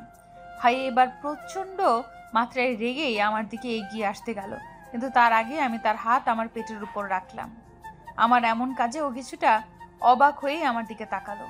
তুমি যদি আমার সাথে কথা না বলো তাহলে কিন্তু আমরা তোমার উপর ভীষণ অভিমান করব। কথাটা মুখ ফুলিয়ে তার দিকে তাকালাম। যদিও নিজের চেহারায় ইনোসেন্ট লুক নিয়েছিলাম, তারপরও আমার বুকের ভেতরে এক প্রকার তোলপাড় শুরু হয়ে গিয়েছিল। আমার কথায় তার অনুভূতিটা কিরকম হবে তা দেখার জন্য অধীর আগ্রহে আমি আরমান ভাইয়ের দিকে তাকালাম। আরমান ভাই নিজের চোখে এক সাগর বিস্ময় নিয়ে একবার আমার দিকে আর একবার আমার হাতের দিকে তাকাচ্ছে। আমার ঠোঁটের কোণে মুচকি হাসি আর চোখে এতগুলো আগ্রহ নিয়ে তার দিকে তাকিয়ে আছি তার অনুভূতিটা জানার জন্য। আরমান ভাই জিব্বা দিয়ে নিচের ঠোঁট ভিজিয়ে নিয়ে অন্যদিকে তাকালো, হয়তো নিজের চোখের জলটা আড়াল করার জন্য। কিন্তু তার চোখের ছলো দৃষ্টিটা তো অনেক আগেই আমার কাছে ধরা পড়েছে। ভাইয়া দুবার জোরে জোরে নিঃশ্বাস নিয়ে আবার আমার দিকে তাকালো, তারপর কাপা কাপা গলায় বলে উঠল, ইউ নো হোয়াট, আজ হয়তো এই প্রথম কারো বাসর যে কিনা বাসর রাতেই জানতে পেরেছে সে বাবা হতে চলেছে। তার আবেগপূর্ণ এমন কথায় আমার ভেতরটা কেঁপে উঠল। তার ছল দৃষ্টি আজ আমায় জানান দিচ্ছে আমি কতটা ভাগ্যবতী। আরমান হাঁটু গেড়ে বসে আমার পেটে আলতো করে নিজের ঠোঁট ছুঁয়ে আবার উঠে দাঁড়িয়ে হঠাৎ করেই আমায় জড়িয়ে ধরলো। ভালোবাসি মিতু, খুব খুব খুব বেশি ভালোবাসি তোকে। তুই তো আমার জীবনে অ্যাঞ্জেল হয়ে এলি রে। এঞ্জেল? আর আমিও কি কারোর জীবনের এঞ্জেল হতে পারি? হ্যাঁ পারি, কেন পারি না? আমি এঞ্জেল, আরমান ভাইয়ের এঞ্জেল। এই ধুরি, কি বলছি আমি? নিজের স্বামীকে ভাই বলে সম্বোধন করছি, কিন্তু যদি ভাই না বলি তাহলে কি বলে ডাকবো? নাম ধরে? এই না, ও আমার কত বড়, নাম ধরে ডাকলে কেমন জানি দেখায়। তাহলে কি বলবো? ওগো শুনছো? ইস কি লজ্জা গো। নিজের লজ্জা লুকোতে আমি তার বুকেই নিজের মাথা গুঁজে দিলাম, কারণ লজ্জার উৎপত্তি যেখান থেকে তার নিঃশেষও যে সেখানেই। বেঁচে থাকে এইভাবেই হাজারো ভালোবাসা এই সমাজের দৃষ্টিভঙ্গি পেরিয়ে।